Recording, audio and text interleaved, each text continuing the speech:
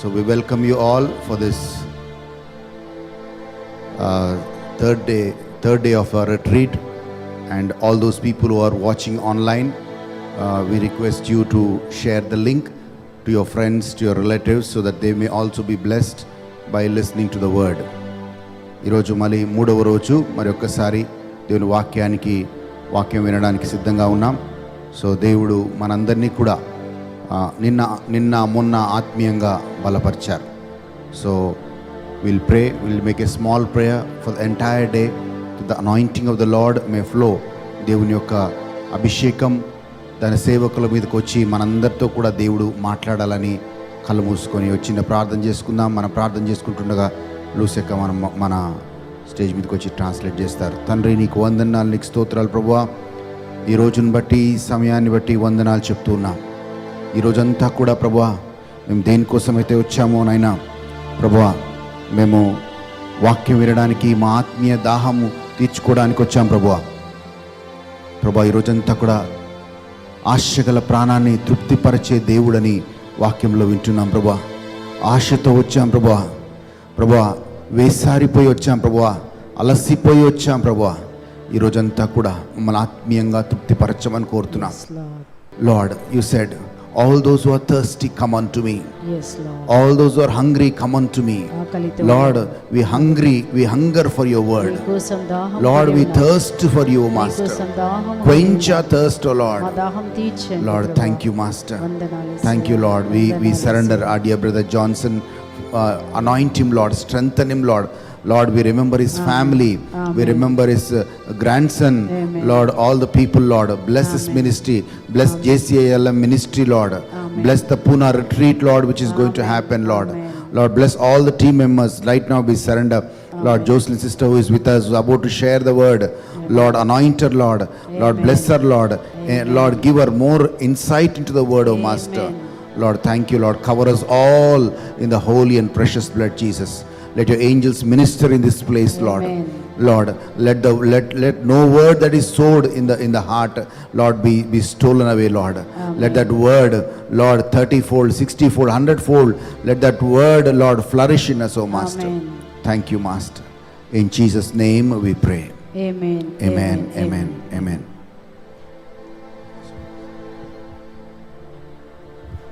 Praise the Lord. Praise the Lord. Thank you, Jesus. Thank you, Jesus. Shall we say praise the Lord loudly? Praise the Lord.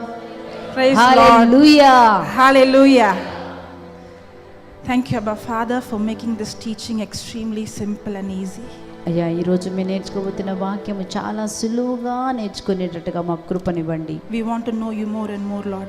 మిమ్మల్ని ఇంకా మేము అధికముగా తెలుసుకోవాలి. Thank you, Holy Spirit, పరిశుద్ధాత్మ దేవా, నీకు స్తుతి స్తోత్రం. for revealing your glory in this place. ప్రభువా, నీ యొక్క మహిమని ఈ స్థలములో కనపరచమని Thank you, ప్రార్థిస్తున్నాం. Father, for your presence. దేవా, నీ సన్నిధిని బట్టి నీకు వేలాది కోట్ల స్తోత్రములు. In Jesus' name we pray. యేసుక్రీస్తు అతి పరిశుద్ధ నామములో ప్రార్థించి పొందుకొని ఉన్నాం పరలోకపు తండ్రి. Amen. Everybody say amen.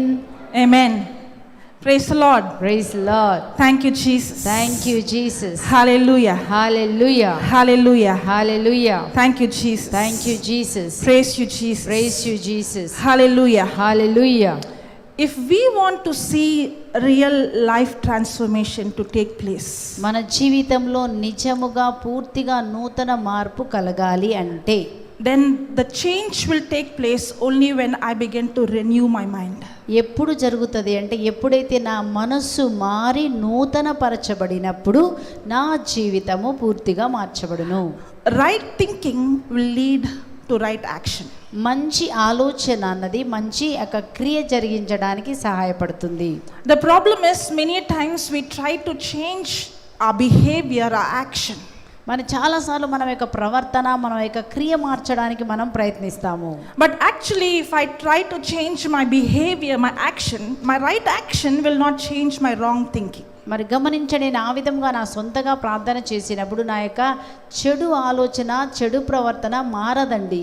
That's why the Bible teaches us that conform to this world, but you be transformed by the renewal of your mind. వాక్యం మనకేమని నేర్పిస్తుందంటే ఈ యొక్క లోకము పోకడ మీరు పోకండి, కానీ వాక్యము ద్వారా మనసు నూతన పరుచుకొనండి. So the real transformation takes place when we begin to renew our mind. Okay. The real transformation takes place in our life only when we begin to renew our mind. ఎప్పుడు మరి నిజమైనటువంటి మార్పు మనలో కనపడుతుందంటే మన యొక్క మనస్సు నూతన పరచబడినప్పుడు మాత్రమే. When our believing is wrong, then our living is wrong. మరి గమనించండి, మనం తప్పుడు నమ్మితే అదే జరుగుతుంది. So the word of God teaches us the truth. దేవుని వాక్యము మనకు సత్యము నేర్పిస్తుంది. And I begin to understand. అప్పుడు మనం దాన్ని అర్థం చేసుకున్నప్పుడు, when I get the right understanding, సత్య వాక్యమును కరెక్ట్గా మనం నేర్చుకున్నప్పుడు, then my believing is right. అప్పుడు నా యొక్క నమ్మకము సరిగా ఉంటుంది. When my believing is right, అప్పుడు నా యొక్క నమ్మకం సరిగా ఉంటుంది. then my living becomes right. అప్పుడు నా జీవితము సరిగా మార్చబడుతుంది. Praise the Lord. Praise the Lord. Thank you, Jesus. Thank you, Jesus. Hallelujah. Hallelujah. Okay, let's go to Ephesians chapter 2 verse 8. ఒకసారి చూద్దాము. ఎఫీషియన్లకు రాసిన పత్రిక 5వ అధ్యాయము 2:8. Ephesians 2:8. ఎఫీషియన్లకు రాసిన లేఖ 2వ అధ్యాయము 8వ వచనం చూద్దాము. For by grace are you saved through faith. మీరు విశ్వాసము ద్వారా కృపచేతనే రక్షింపబడి ఉన్నారు. And that not of yourselves. ఇది మీ వలన కలిగినది కాదు. It is the gift of God. దేవుని వరమే. For by grace are you saved through faith. విశ్వాసము ద్వారా కృపచేత రక్షించబడి ఉన్నారు. What is grace? మరి కృప అంటే ఏంటండి?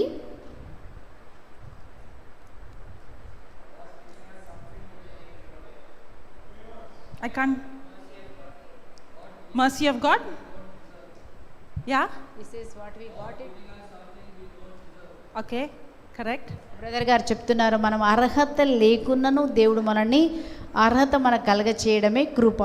ఆ బ్రదర్ గారు చెప్పిన జవాబు. మీలో ఎవరైనా ఇంకా కొంతమంది చెప్తారా?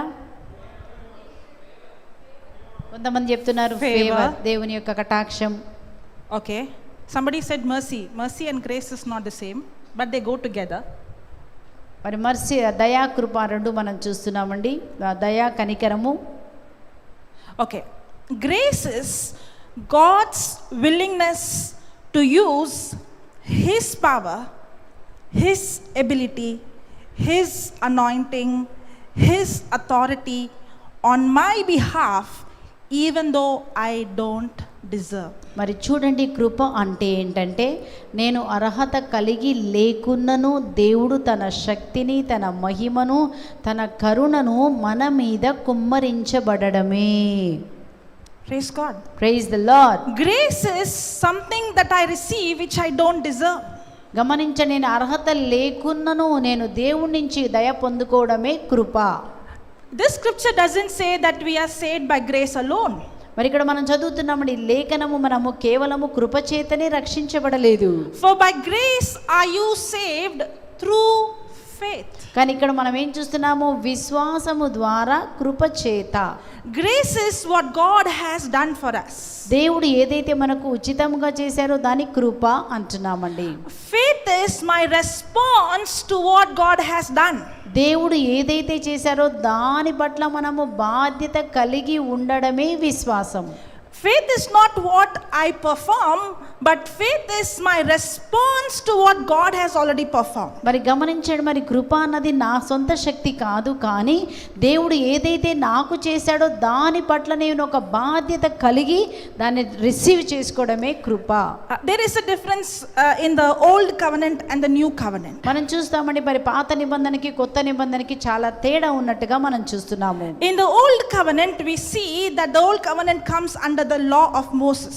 మరి మనం చూస్తాం పాత నిబంధనలో ఉన్న వారందరూ కూడా ఆ యొక్క మోషే నిబంధన కింద వచ్చారు. But in the new covenant we have the covenant of grace. కానీ నూతన నిబంధనలో మనకి కృప అనేటువంటి నిబంధన కింద ఉన్నాము. In the old covenant the law was given. మరి పాత నిబంధనలో ధర్మశాస్త్రం ఇవ్వబడింది. The law was holy. మరి చూస్తున్నాము ఆ యొక్క ధర్మశాస్త్రం The పరిశుద్ధమైనది. law is holy. మనకు తెలుసండి ధర్మశాస్త్రము పరిశుద్ధమైనది. But the problem is we did not have the ability, the power to keep the law. కానీ ఈ యొక్క ధర్మశాస్త్రమును పాటించే కృప మనకు దొరకలేదండి. Today when we were singing the song about glory, మనం చూస్తున్నామండి ఏ విధమైనటువంటి కృప మనం పొందుకున్నాము, మహిమ. I remember this chapter 2 Corinthians chapter 3. I think it's verse number 9. I'm not so sure. 2 Corinthians 3. 2 కొరింథీయులకు రాసిన లేఖ 3వ అధ్యాయము.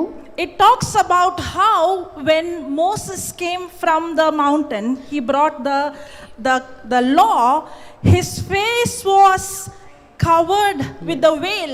It was shining, in the glory that people couldn't see. అక్కడ మనం ఏం చూస్తున్నామంటే మోషే ఎప్పుడైతే మరి కొండ మించి దిగి వచ్చేటప్పుడు ఆయన పలకలు తీసుకొని వచ్చేటప్పుడు అతని ముఖము ఎంతో మహిమతో తేజస్సుతో ఉండడం వల్ల ఎవ్వరు కూడా ఆయన ముఖాన్ని చూడలేకపోయారు. Can you put from the 8th verse, brother?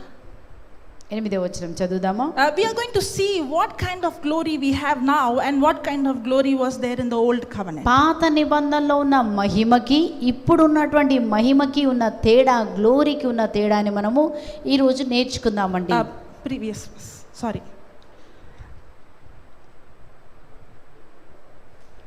Okay. 7th verse. But if the ministration of death, మనం చూడండి ఒకట ఆ యొక్క పరిచర్య, అది మరణ కారణమగు పరిచర్య, written and engraven in stones. రాళ్ళ మీద చెక్కబడిన అక్షరములకు సంబంధించినదైనను.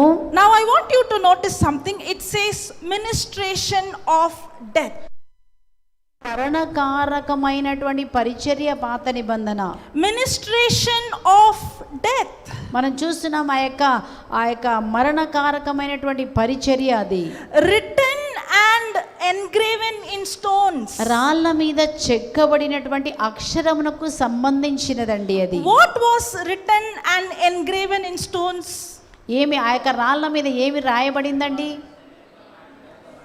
The law that was given through Moses. చూడండి ఏ ధర్మశాస్త్రం, మోషే ద్వారా ఇవ్వబడిన ధర్మశాస్త్రం అన్నది ఆ యొక్క రాతి పలకల మీద రాయబడింది. Now does this verse say that the law that was given, written in the stone, is ministration of life or ministration of death? మరి గమనించండి, ఆ రాళ్ళ మీద రాయబడినటువంటి ఆ యొక్క పలక మీద రాయబడినటువంటి ధర్మశాస్త్రము అది ఆ యొక్క జీవానికి చెందినదా, మరణానికి చెందినదా? Is it confusing? Yes, no? Okay. The law which is engraven in stones, it was actually not ministering life, it was ministering death. గమనించండి, ఆ రాళ్ళ మీద రాయబడిన ధర్మశాస్త్రము వారికి మరణమును తెచ్చింది కానీ జీవమును ఇవ్వలేదండి. Because the law demands you have to do this. ధర్మశాస్త్రం ఏం చెప్తుంటే నువ్వు ఇది పాటించాలి, చెయ్యాలి అని చెప్తుంది. The Bible says that in the book of James 2:10, I think it says, if a person keeps all the law, but if he misses one, he is guilty of all. మరి చదువుతున్న యాకోబు పత్రిక 2:10లో మనం ఏం చూస్తున్నాం, అన్ని 10 ఆజ్ఞలను పాటించిన ఒక్క ఆజ్ఞను పాటించకపోయినా నువ్వు ఆ యొక్క దోషిగా ఎంచబడతావు. The problem is not with the law. మరి చూడండి ఇక్కడ మరి సమస్య అనేది ధర్మశాస్త్రంతో లేదండి. The law is something that is perfect. మరి గమనించండి, ఆ ధర్మశాస్త్రము మరి పరిపూర్ణమైనది. The law is something that is holy. మరి గమనించండి, యొక్క ధర్మశాస్త్రం పరిశుద్ధమైనది. But we all had sin in us. కానీ మనం అందరిలో కూడా మనం పాపము చేసి ఉన్నాము. Nobody is sinless. మరి ఎవ్వరు కూడా పాపం లేని వారు లేరండి. Because of one man's disobedience, we all were made sinners. ఒక్కరి యొక్క అవిధేయత వల్ల మనం అందరము పాపులుగా మార్చబడ్డాము. We were born with the nature to commit sin. ఆ విధముగా మనం యొక్క పాపం యొక్క స్వభావము మనలోకి వచ్చిందండి. That's why James 2:10 says, for whosoever shall keep the whole law and yet offend in one point, he is guilty of all.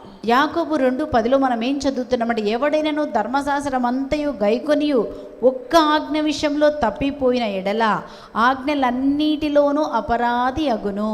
It was not just the 10 commandments, there were 600 laws. గమనించండి, అక్కడ 10 ఆజ్ఞలు మాత్రమే కాదండి, 600 పైగా నియమాలు అక్కడ శాసనాలు ఇవ్వబడ్డాయి.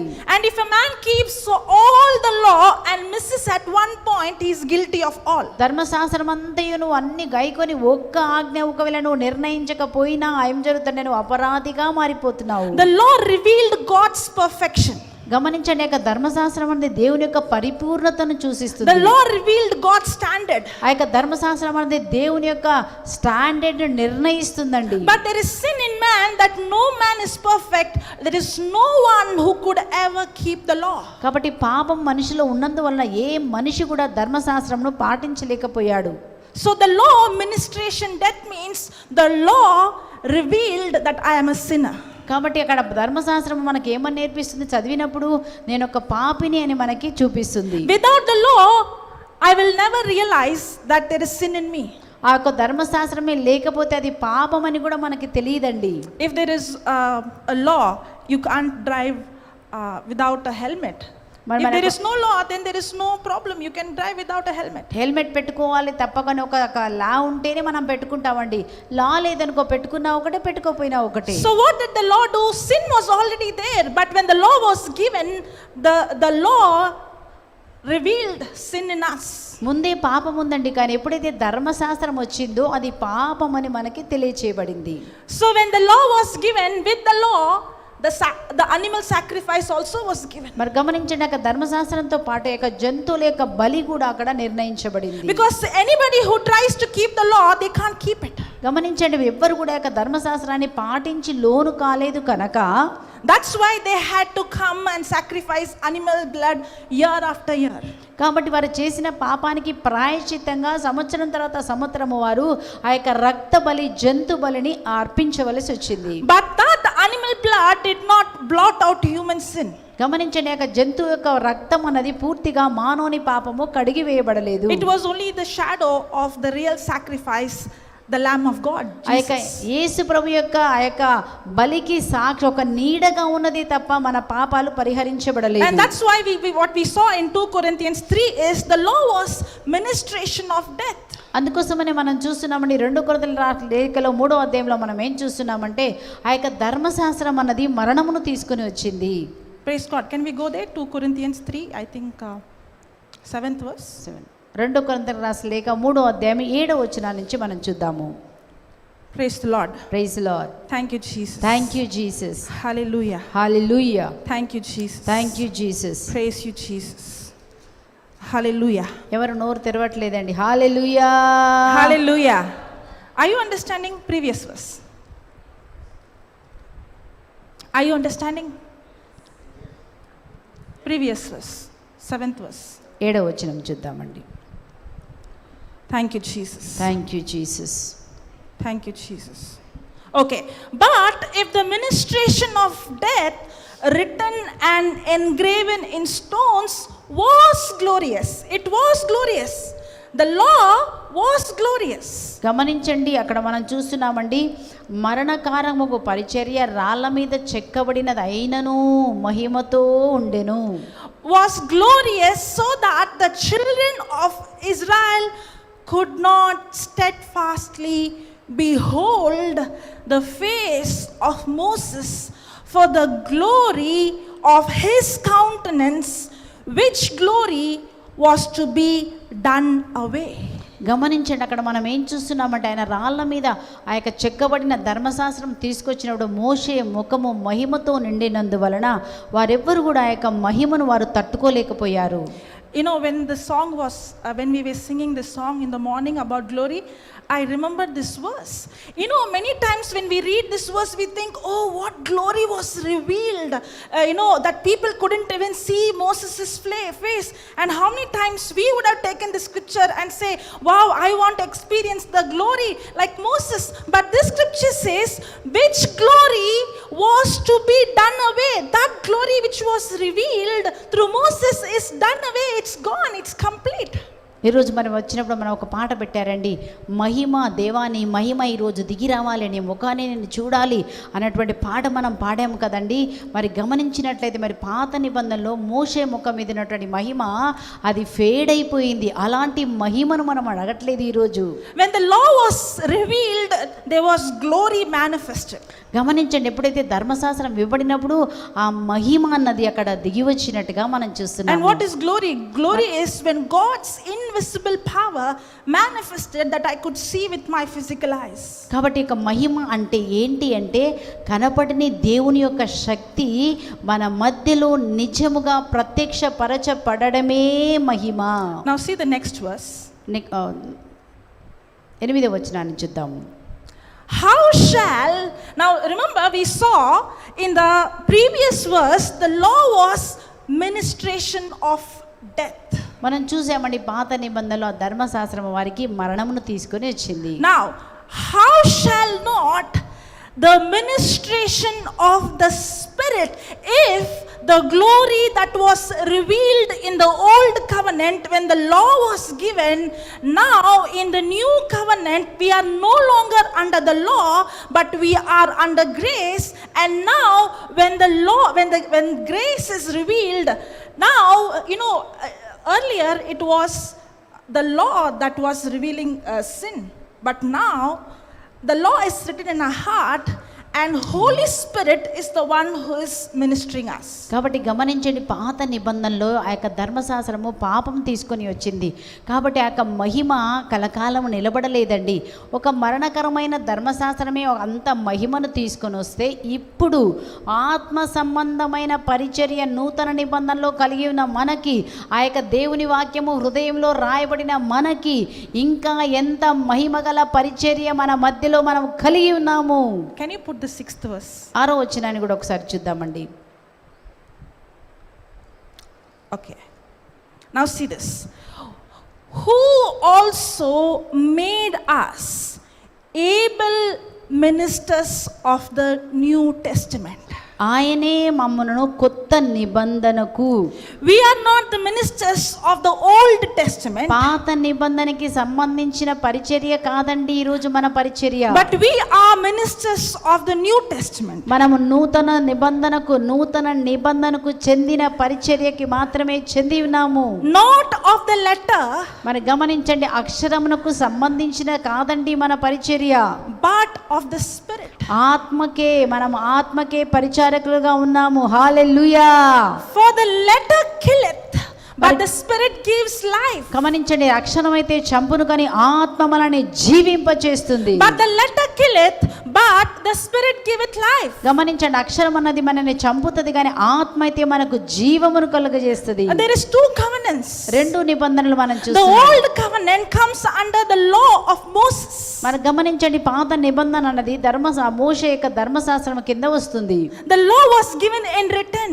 మరి గమనించండి, యొక్క ధర్మశాస్త్రం అనేది రాయబడినట్టుగా మనం చూస్తున్నాం. When the law was revealed, punishment also was revealed. గమనించండి, యొక్క ధర్మశాస్త్రం ఇవ్వబడినది, దానికి తగిన శిక్ష కూడా చెప్పబడింది. When the law was given, there is condemnation. గమనించండి, ఎప్పుడైతే ధర్మశాస్త్రం ఇవ్వబడిందో అప్పుడు మనం ఖండించబడి ఉన్నాము. But in the new covenant, when grace is revealed, ఎప్పుడైతే నూతన నిబంధనలో కృప బయలుపరచబడినదో forgiveness is revealed. అప్పుడు మనకి మన్నింపు కూడా వచ్చిందండి. Praise the Lord. Praise the Lord. We all are sinners. మనమందరం కూడా పాపులమే.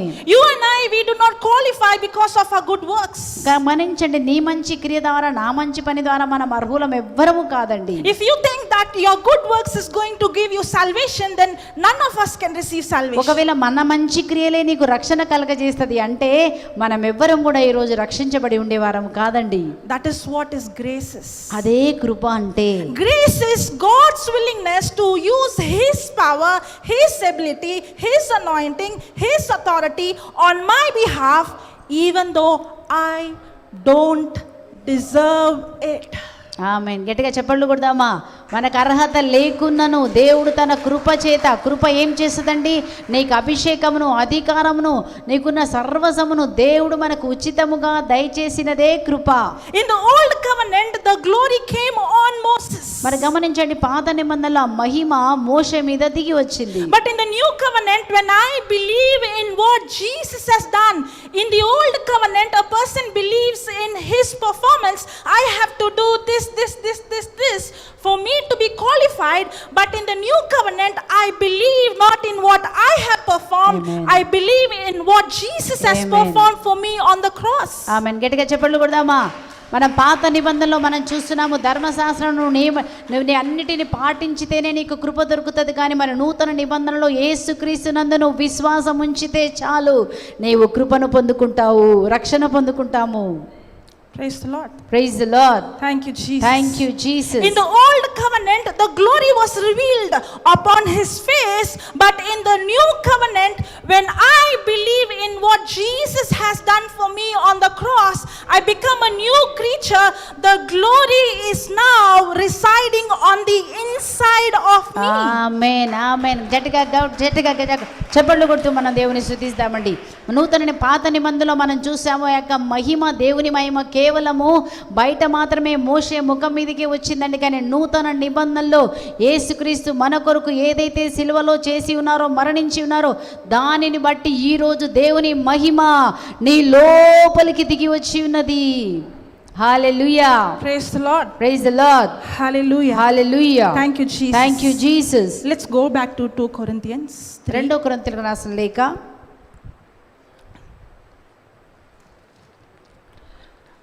Praise God. Praise For the Lord. if the ministration, see, we saw ministration of death. The law in the old covenant, it was the ministration of death. Now we see it is the ministration of condemnation. For if the ministration of condemnation be glory, గమనించండి, ఒక ధర్మశాస్త్రము పాపము తీసుకొని వచ్చింది, నిన్ను ఖండించేది. అదే మహిమను తీసుకొని వస్తే, if the ministration of condemnation be glory, ఆ యొక్క మరి మరణాన్ని తీసుకొచ్చినటువంటి ఆ ధర్మశాస్త్రమే మనకి మహిమను తీసుకొని వస్తే, if in the old covenant when the law was given and the glory was revealed that people couldn't see the face of Moses, if that law which was given and there was glory revealed, that law that ministered condemnation, మరి చూస్తున్నాం, ఏ యొక్క ధర్మశాస్త్రం అయితే ఏదైతే మనని ఖండన తీసుకొని వచ్చిందో ఆ మహిమే మోషే ముఖం మీద దిగి వచ్చినప్పుడు ఆ ముఖాన్నే మనం చూడలేకపోయాము. for if the ministration of condemnation be glory, much Amen. more doeth the ministration of righteousness exceed in glory. కాబట్టి గమనించండి, యొక్క శిక్ష మనకి ధర్మశాస్త్రమే మహిమను తీసుకొని వస్తే, శిక్షకు సంబంధించినది ఇంకా ఎంతగా ఆత్మ సంబంధించినటువంటి మహిమ పరిచర్య ఇంకా ఎంత మహిమను మనకు తీసుకొని వచ్చును. Yes, brother.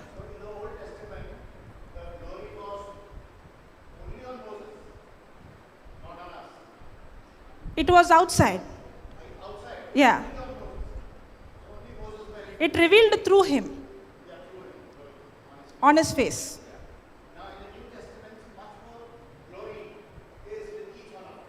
Yes, when you're born again. Yes. Now see this. For if the ministration of condemnation be glory, శిక్ష విధికి కారణమైన పరిచర్యే మహిమ the కలిగినదైతే, law had a ministry. The law ministered. The purpose of the law is actually to bring condemnation. గమనించండి, యొక్క పరిచర్య ధర్మశాస్త్రం ఏంటి అంటే శిక్ష కొరకే The తీసుకొచ్చబడింది. law was given to bring the whole world in guilt. ఆ ధర్మశాస్త్రం అంతా ప్రపంచమంతా కూడా మరి ఖండింపబడడానికే వచ్చిందండి. Why? ఎందుకోసమని? So that the world will realize I cannot save myself. I cannot be forgiven. I need a savior. ప్రపంచమంతా కూడా నా సొంతగా నేను రక్షణ పొందుకోలేను, నా సొంతగా నేను పాప మన్నింపు పొందుకోలేను, నా పాపాలకని ప్రతి మనిషి గ్రహించడానికి కొరకు మాత్రమే ధర్మశాస్త్రం వచ్చిందండి. Much more, ఇంకా ఎక్కువగా, much more, ఇంకా ఎక్కువగా, much more ఇంకా ఎక్కువగా do the ministry of righteousness. మరి ఇంకా నీతివంతమైనటువంటి పరిచర్య. The Old Testament is the ministry of condemnation, but the New Testament is the ministry of righteousness. మరి పాత నిబంధన ఖండనకు సంబంధించినదండి, కానీ నూతన నిబంధన ఎలాంటిదంటే నీతివంతమైన జీవితం, నీతివంతమైనది. Holy Spirit has not come to condemn you, to tell you you are a sinner, but Holy Spirit has come to convict you that you are the righteousness of God in Christ amen, Jesus. ఆమేన్. గట్టిగా చప్పట్లు కొడదామండి. ఇటు side వాళ్ళే కొడుతున్నారు, right side వాళ్ళు కొట్టట్లేదు. హల్లెలూయా, హల్లెలూయా, హల్లెలూయా.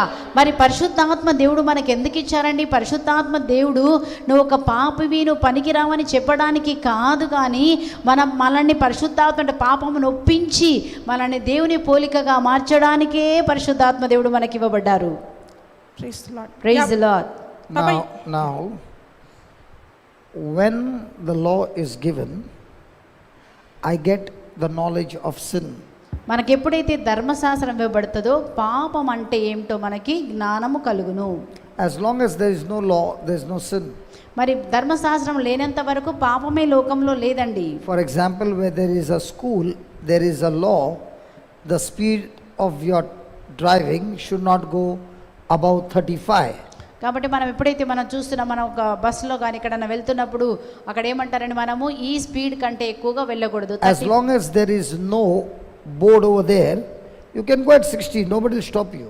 ఒకవేళ అక్కడ board లేదనుకోండి, ఇంతనే స్పీడ్ వెళ్ళాలని నీకు ఇష్టం వచ్చినంత స్పీడ్ వెళ్ళొచ్చు. The moment the board is put, from the time it has been put, after that, if you go above 30, you can be booked and a penalty can be put on you. కానీ ఎప్పుడైతే ఒక board పెట్టి అంతకంటే నువ్వు speed పోకూడదని పెట్టిన తర్వాత దాని So why did God give the law?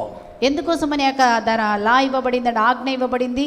God did not give you the law so that he could condemn you of sin. No. ఆ లా ధర్మశాస్త్రం అంది మనం పాపాన్ని చూపించడానికి, ఖండించడానికి కాదండి. God wanted to show man that to live on this planet earth, you have to live the right way. Okay?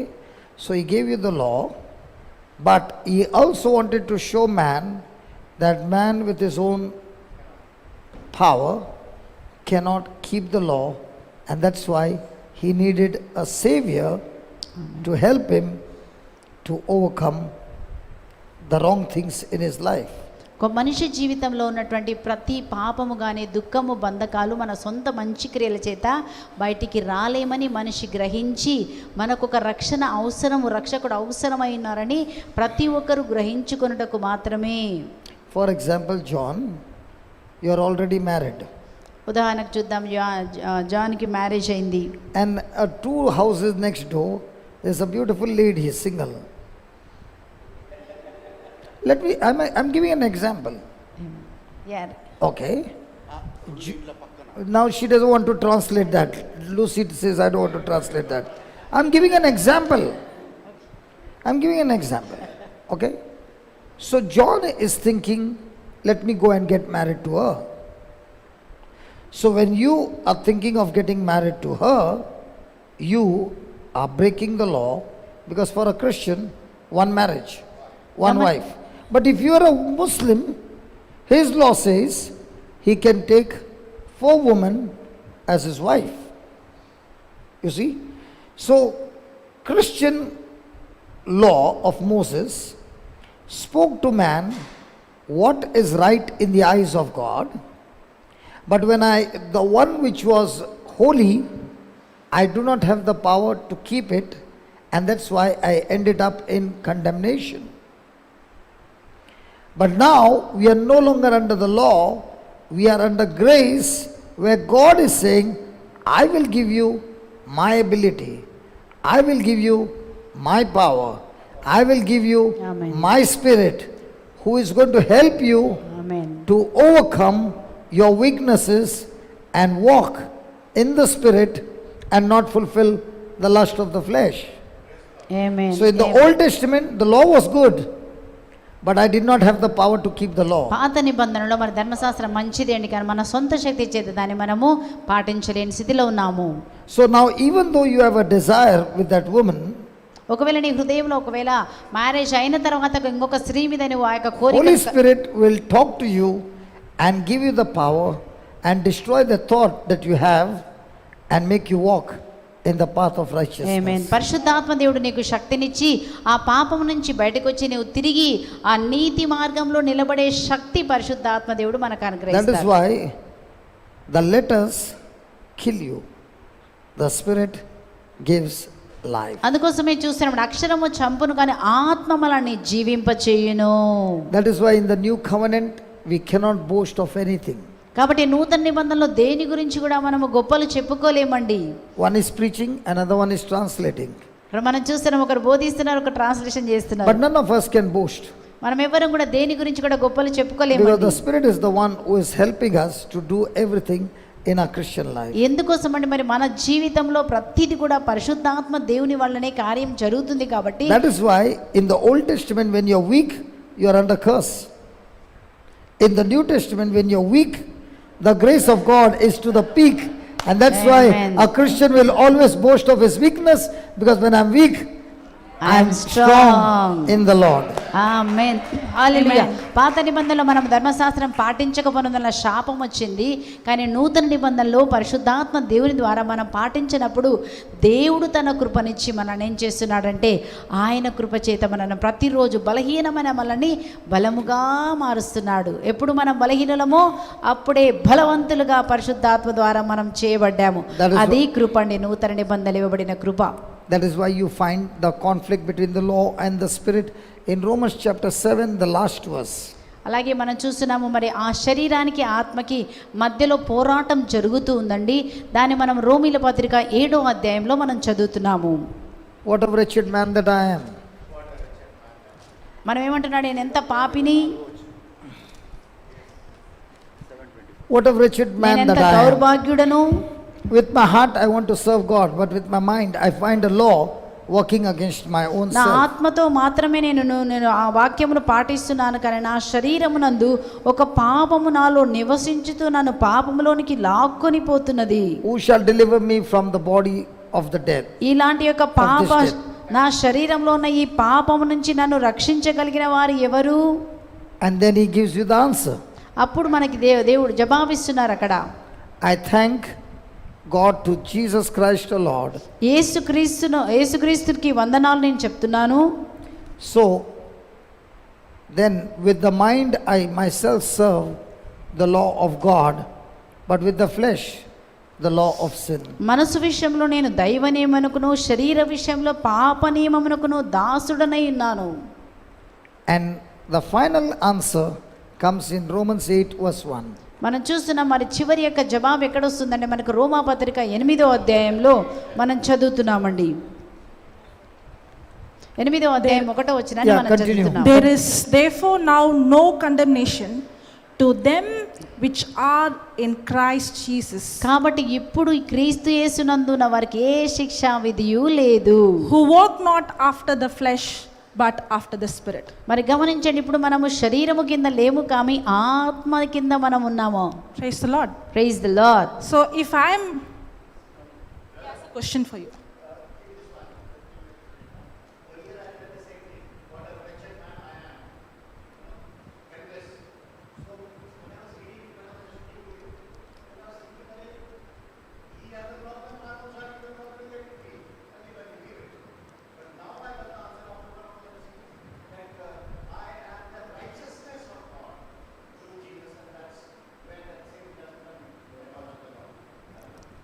Brother గారు ఇక్కడ చెప్తున్నారు, నేను ఎంత దౌర్భాగ్యుడనో, నేను అదే పాపాన్ని చేస్తున్నాను కదా అనుకున్నాను, కానీ నేను ఎప్పుడైతే క్రీస్తు కిందికి వచ్చి ఉన్నానో క్రీస్తు యొక్క నీతి నా నీతి అయినది.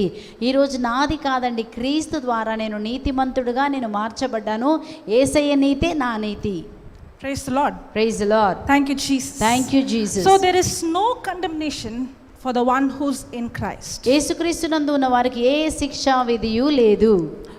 Then what is the battle? మరి ఇప్పుడు మనకు జరుగుతున్న యుద్ధం ఏంటండి?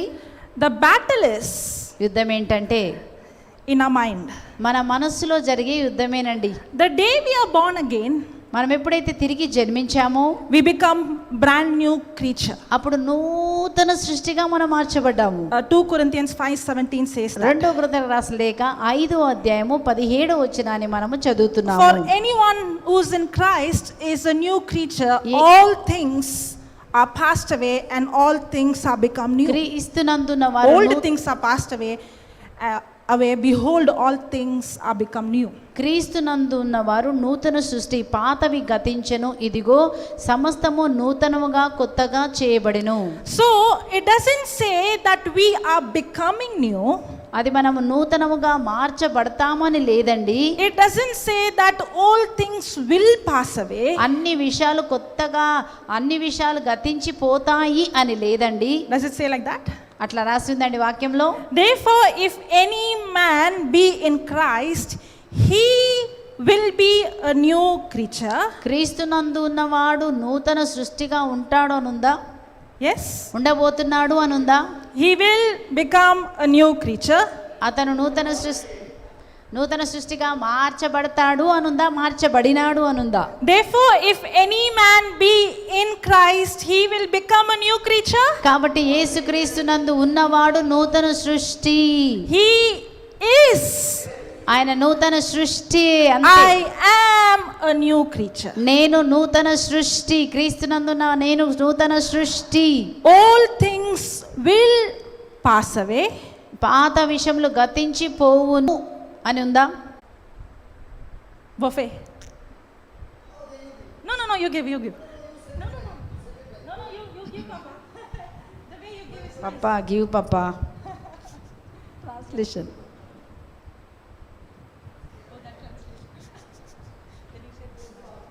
Hallelujah.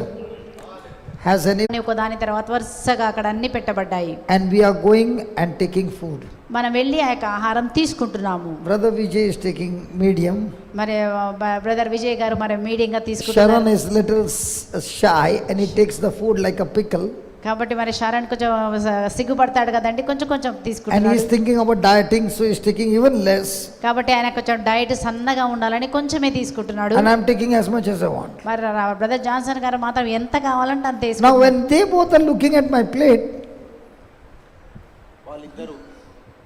when they both are looking at my plate, ఒక వారిద్దరు కూడా నా యొక్క ప్లేట్ దగ్గర చూసినప్పుడు they are wondering how much is he eating. వాళ్ళు అనుకుంటారు, అమ్మా ఈయన ఏంటి ఇంత వేసుకున్నాడు, ఎంత తింటాడబ్బా ఈయన అనుకున్నారు. అందుకే That body language only I understood, the way you are looking at. With your body language only I understood. Okay, doesn't matter. Thank God, God doesn't look at that. God is saying, I have laid down a banquet for you with all the resources from heaven. And Amen. you Amen. be like Johnson. Amen. And take first serving, second serving, Amen. third serving. Amen. Take as much serving as you want. The service, the grace is in abundance when I get up from my seat and go and take what I want. Amen. And how much I want is my faith. But Amen. a person will be sitting there and saying, in the name of Jesus, plate come, plate come with the food, in the name of Jesus, hallelujah. And he closes his eyes and he prays for 2 hours. The people come and tell him, get up, what are you doing? No, I'm waiting for the plate to come. The buffet is over, everybody's gone home. He's stuck there. That is what happens with people. They are praying, but never stepping out to go and take what Amen. God has given them by Amen. grace. And that's Amen. why they stay in the same place for years, wondering one day God will deliver them. Amen. God doesn't give you home delivery. Amen. God shows you online Amazon, and you go and do the shopping. Click over there and say, add to cart. When the payment time comes, say, paid in full by Jesus on the cross. The delivery comes home. Hallelujah. That is grace and faith. Hallelujah, Amen. Hallelujah. Amen. మనం ఏ విధంగా విశ్వాసము గురించి, విశ్వాసానికి కృపకు ఉన్నటువంటి తేడాని brother గారు చెప్తున్నారు. యేసు ప్రభు చెప్తున్నారు, మీకోసం నేను విందు సిద్ధపరిచాను, మీకేం కావాలో వెళ్ళి మీరు తీసుకోండి అని చెప్తున్నారు. కానీ చాలా కొంతమంది ఏం చేస్తారంటే విశ్వాసంతో వెళ్ళి వాళ్ళకి ఏం కావాలో విశ్వసించి, యేసు ప్రభు నా కోసం సిలువలో ఇది చేసి ఉన్నాడు, స్వస్థత పొందుకున్నానని చెప్పి వాళ్ళు స్వస్థత తీసుకుంటున్నారు. కానీ కానీ కొంచెం మంది ఏం చేస్తారంటే అట్లాగే కూర్చొని ప్రార్థన చేస్తారు. దేవా నాకు ప్లేట్ కావాలి, ప్లేట్ కావాలి, ఫుడ్ రావాలని 2 గంటలు వాళ్ళు ప్రార్థన చేస్తూ ఉంటారండి. తర్వాత వాళ్ళు వచ్చి అడుగుతారు, అమ్మ ఇంకా ఇక్కడే ఉన్నావు, ఎందుకు భోజనానికి వెళ్ళలేదు? అదే సిస్టర్ ప్రార్థన చేస్తున్నాను సిస్టర్, ప్లేట్ కొరకు ప్రార్థన చేసిన ప్లేట్ రావాలని అడుగుతున్నాను సిస్టర్, ప్లేట్ వస్తలేదు సిస్టర్. రాదండి. ఇంకో 10 సంవత్సరాలు మీరు లేవకుండా మీ ప్లేస్లో మీరే కూర్చొని యేసు ప్రభు చేసిన దానిని విశ్వాసముతో నువ్వు క్లెయిమ్ చేయకపోతే, నువ్వు అడగకపోతే నువ్వు పొందుకోలేవు, నువ్వు అక్కడే మిగిలిపోతావు.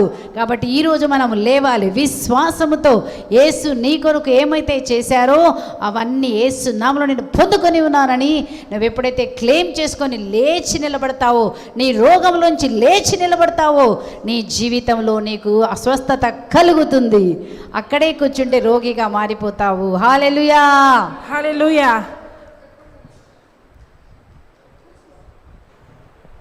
I don't understand. Lucy Akka being a lady, she forgot about shopping. I gave the example of online shopping. A lady Online can shopping, forget correct about an అండి. example Yeah. of shopping. Online షాపింగ్లో మనం ఏం Lady చేస్తామండి, forgetting about shopping? ఇవాళ మనం ఏం చేస్తామండి, ఏది కావాలన్నా ఆన్లైన్లో వాళ్ళ ఇంట్లో వెళ్ళాము కదా, ఆన్లైన్లో ఆర్డర్ చేస్తాం. అన్నీ ఆర్డర్ చేసి ఇది కావాలి చేసి యాడ్ టు కార్ట్. కానీ చివర్లో ఏమంటాడు, పేమెంట్ చేయమంటాడు. కానీ ఆ పేమెంట్ నీ కోసం ఎవరు చేశారో తెలుసా? ఆ పేమెంట్ యేసు ప్రభు సిలువలో చేసి ఉన్నాడు. నీకేం కావాలో నోటితో చెప్పు, ప్రతిదీ నీకు పొందుకుంటావు. చెప్పాను కదా. So the Bible is shopping of heaven. కాబట్టి మనం పరిశుద్ధ గ్రంథం అన్నది ఏంటంటే, నీకు హెవెన్లోంచి ఏం కావాలో అవి షాప్ చేయాలి. నీకేం కావాలి? ఆరోగ్యం కావాలా, శాంతి కావాలా, సమాధానం కావాలా? ఇక్కడ నుంచి చేసి ప్రభు సిలువలో కంప్లీట్ చేశారు, నువ్వు తీసుకోవడం మాత్రమే. So under the law I have to work hard to get the product. కాబట్టి But అక్కడ in the grace Jesus worked hard and gave me free delivery from heaven. ధర్మశాస్త్రంలో మనం చూసినట్లయితే మనం ఇవన్నీ పొందుకోవాలంటే ధర్మశాస్త్రం ప్రకారం నువ్వు కష్టపడి చెమటోర్చాలి. కానీ మరి నూతన నిబంధనలో నీ కోసం యేసుప్రభు అన్నీ పూర్తి చేసి ఉన్నారండి. ఒట్టి విశ్వాసంతో నువ్వు పొందుకోవడం మాత్రమే. హల్లెలూయా, Hallelujah. That's why we enjoy grace and faith. అందుకోసమని ఈరోజు మనము ఆ యొక్క విశ్వాసము ద్వారా కృపను మనము ఎంజాయ్ చేస్తున్నాము, పొందుకుంటూ ఉన్నాము. Praise the Lord. Praise the Lord. Thank you, Jesus. Thank you Jesus. And this grace and faith should always go together. కాబట్టి మనం ఎప్పుడు ఈ యొక్క విశ్వాసము కృప, విశ్వాసము లేకుండా కృప పొందుకోలేవండి. ఏదైతే యేసుప్రభు చేశారో విశ్వాసము ద్వారా కృపను పొందుకోవాలి. There should be always a balance of grace and faith. గమనించండి, విశ్వాసానికి కృపకి మరి బ్యాలెన్స్ ఉండాలండి. If the grace goes extreme or faith goes extreme, then there is going to be error. గమనించండి, కేవలము విశ్వాసం మాత్రమే ఉండి లేకపోతే ఇంకా కేవలము కృప కాదండి. When grace goes extreme, then you are saying everything depends on God. మన విశ్వాసం ఏమంటారంటే, ఆ దేవుడు ఇష్టమైతే చేస్తారులే అని దేవుడి మీద వదిలేస్తారు. Because grace is what God has done. మరి ఆ కృప అన్నది ఏంటంటే, నీ కొరకు దేవుడు ఏది చేసి ముగించినాడు. Now many people think that everything that happens in my life is completely based on what God has done for me. మరి మన జీవితంలో ఏం జరుగుతుందంటే, దేవుడు ఏం చేశారో అదే జరుగుతుందండి అనుకుంటాము. In other way, I have nothing to do. Everything that happens in my life, it happens by default. అలా జరగాలని రాయబడి ఉందండి, కాబట్టి అలాగే జరుగుతుందండి, నేను ఏం చేయగలనని కొంచెం మంది ఏం చేస్తారు, ఏం చేయకుండా ఉంటారు. And they say that everything that happens in my life is God's will. మరి చాలా మంది చెప్తారు, జరిగేదంతా కూడా దేవుని చిత్తం అండి, ఇలా జరగాలని, అందుకే ఇట్లా జరుగుతుందండి. Just like how you take salt, sodium and chloride, and you take it separate, they are poisonous. Chloride. It is poisonous. Okay, మనం చూస్తున్నాం మరి యొక్క chlorine and Sodium and sodium chloride. And chloride ఒకవేళ మీరు వేరుగా వాటిని తీసుకుంటే అది విషముగా మారుతుంది. అదే సాల్ట్ తీసుకున్నాం అనుకోండి, అలా If they మారదు. come together, they become salt, which is very necessary. ఆ రెండు కూడా కలిసి ఒకదాని కింద వచ్చినప్పుడు ఉప్పుగా మారుతుంది. ఉప్పు తీసుకుంటే But మనకి if you take them separate, they are poisonous. కానీ అవి రెండు నువ్వు వేరుగా తీసుకున్నప్పుడు ఏమవుతుందండి, అది విషముగా మారిపోతుంది. In the same way, grace and faith should always be in balance. కాబట్టి విశ్వాసము అలాగే కృప రెండు కూడా మరి ఒక బ్యాలెన్స్ లో ఉండాలి. If I am going to overemphasize on grace, then I would say there is nothing I have to do, everything what God has done. మరి చాలా మంది కృప అనుకొని నేను ఏం చేయాల్సిన పని లేదనుకొని మీరు అట్లాగే ఉన్నట్లయితే No, I didn't understand, Papa. You give, no? A person who is driving, on one side is grace, on the other side is faith. If he goes extreme on grace, he will go on the divider. If he goes extreme on faith, he will go off the road. So when he balances both, he's on the track in the middle of the road. Yes. కాబట్టి మనం చూసిన మన road మీద car drive చేస్తున్నాం అనుకోండి, మీరు extreme లెఫ్ట్కి పోయారనుకోండి, ఏం జరుగుతుందని అక్కడ వెళ్ళి మీరు ఆ డివైడర్కి కొడతారు. లేకపోతే రైట్కి మరి ఎక్స్ట్రీమ్ రైట్కి పోయారనుకోండి,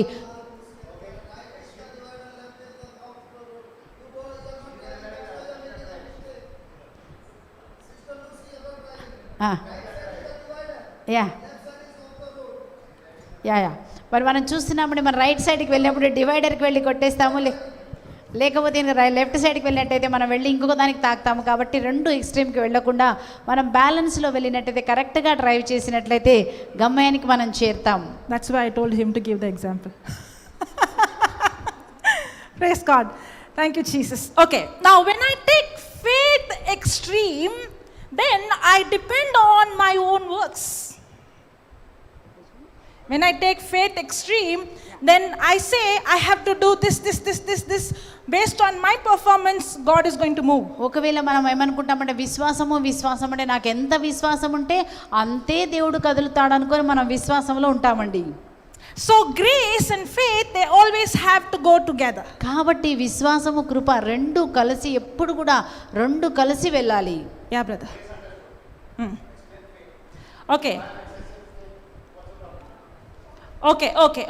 Now, when there is faith but there is no grace. Okay. ఒకవేళ విశ్వాసమే కలుగుండి మీరు కృప నమ్ముకోలేదనుకోండి. That's what, let me tell. When I have faith and I don't have grace, that means Okay, sweetheart, listen here. Okay.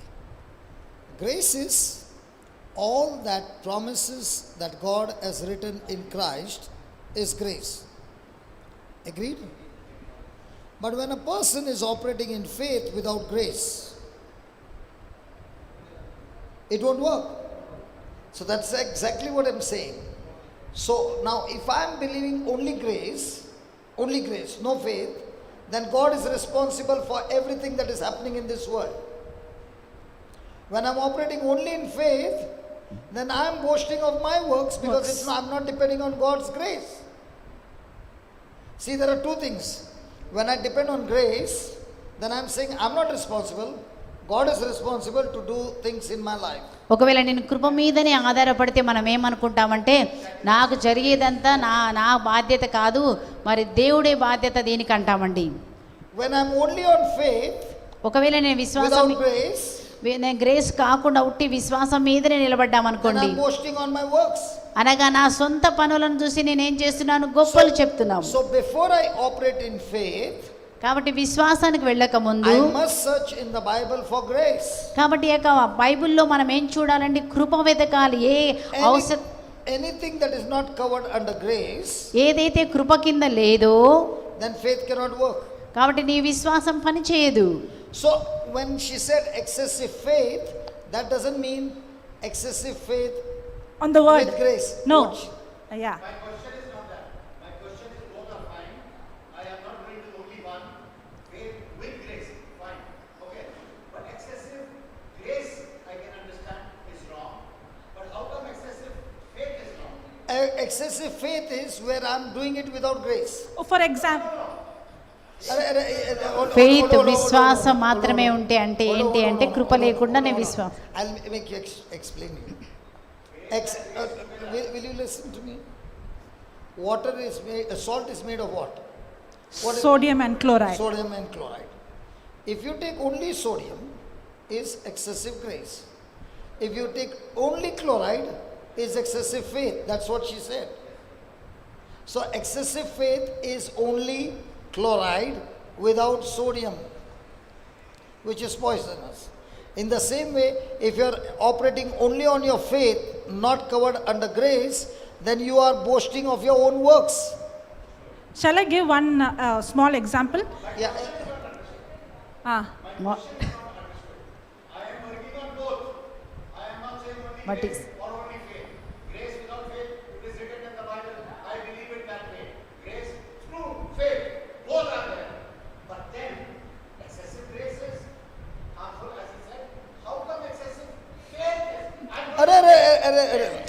See.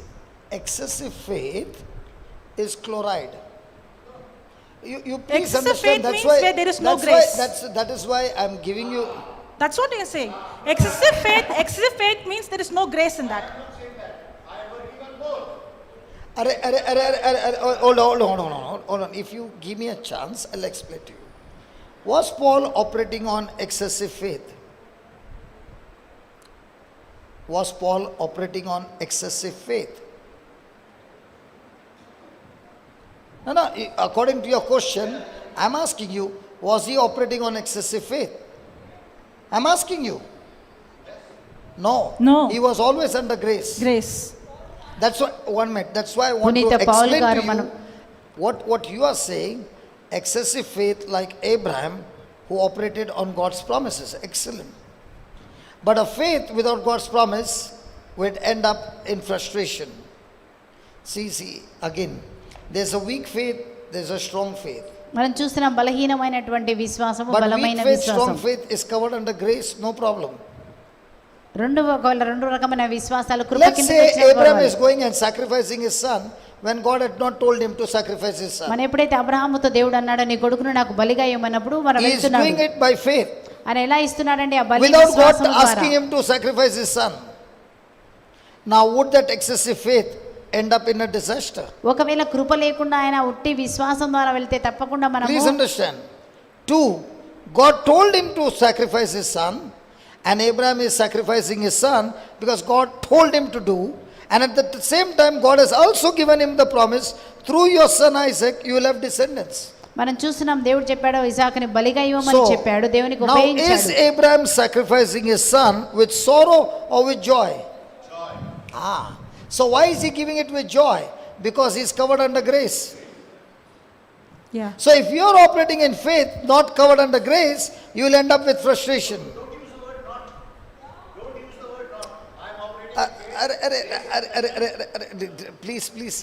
Please understand. Now, Abraham is saying to God, I love you so much that I can even sacrifice my son for you. Did God ask him? No. Let's say. And he goes and sacrifices. Was that covered under grace?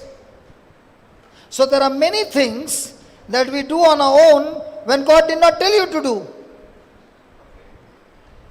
Are you following? Praise Then God. comes the problem. Such as, give me some more examples apart from this. Our example. Shall I give one example? Okay. సరే ఒక ఉదాహరణ చూద్దామండి. Not Abraham. You know, sometimes people come and say like this. కొన్నిసార్లు ప్రజలు వచ్చి ఇలా చెప్తారండి. I'm confessing the white book. I'm కొంతమందికి- confessing, I'm saying I'm the body of Christ. Satan చాలా has no మంది- power over me. మరి చాలా మంది చెప్తారు బాదర్ గారు ఒక పుస్తకం తయారు చేశారు అన్ని వాగ్దానాలతో కూడినటువంటి పుస్తకం. ఆ వాగ్దానాన్ని రోజు నేను చెప్తూనే ఉన్నాను. I'm writing the notes. ఆ యొక్క వాగ్దానాలన్నీ కూడా రాస్తూ ఉన్నాను. I'm hearing the scriptures. నేను ప్రతిరోజు వాక్యం వింటూ ఉన్నాను. I'm fasting. నేను ఉపవాసం I'm చేస్తున్నాను. praying in tongues. నేను ఆ విధంగా భాషలో మాట్లాడుతున్నాను. But I did not get the I- manifestation. నాకు Or I did not see the healing. కానీ నా అవసరాలు తీర్చబడలేదు, నా ప్రార్థన ఆలకించబడలేదు. Why? ఎందుకు? Now, that person himself or herself gave me the answer. ఆ వ్యక్తి నాకు జవాబు చెప్పాడండి. Now remember, faith is my response to what God has done. గమనించండి, విశ్వాసం ఏంటంటే దేవుడు ఏమి చేశారో దాని పట్ల మన బాధ్యత వహించాలి. Now, when this person is saying, I confess this many times, నానంటున్నా నేను చాలా సార్లు ఈ వాక్యం చెప్పానండి, I prayed this many hours, చాలా గంటలు ప్రార్థన I prayed చేశానండి, in tongues, నేను భాషలో మాట్లాడానండి. his focus is not on what Christ has accomplished for him, but his focus is on what he is performing. కానీ అతనేం చేస్తున్నాడు, నేను ఎన్ని గంటలు ప్రార్థన చేశాను, ఎన్ని చెప్పానని తన మీద తానే ఫోకస్ పెట్టుకుంటున్నాడు. కానీ దేవుడు ఏం చేశాడో అని దేవుడి మీద ఫోకస్ లేనందువలన ప్రార్థనకు జవాబు రాలేదు. Now his faith is not mixed with grace with what God has done. గమనించండి, అతని విశ్వాసము ఆయన ప్రార్థన దేవుని కృపతో కలపబడలేదు కనుక అద్భుతం జరగలేదు.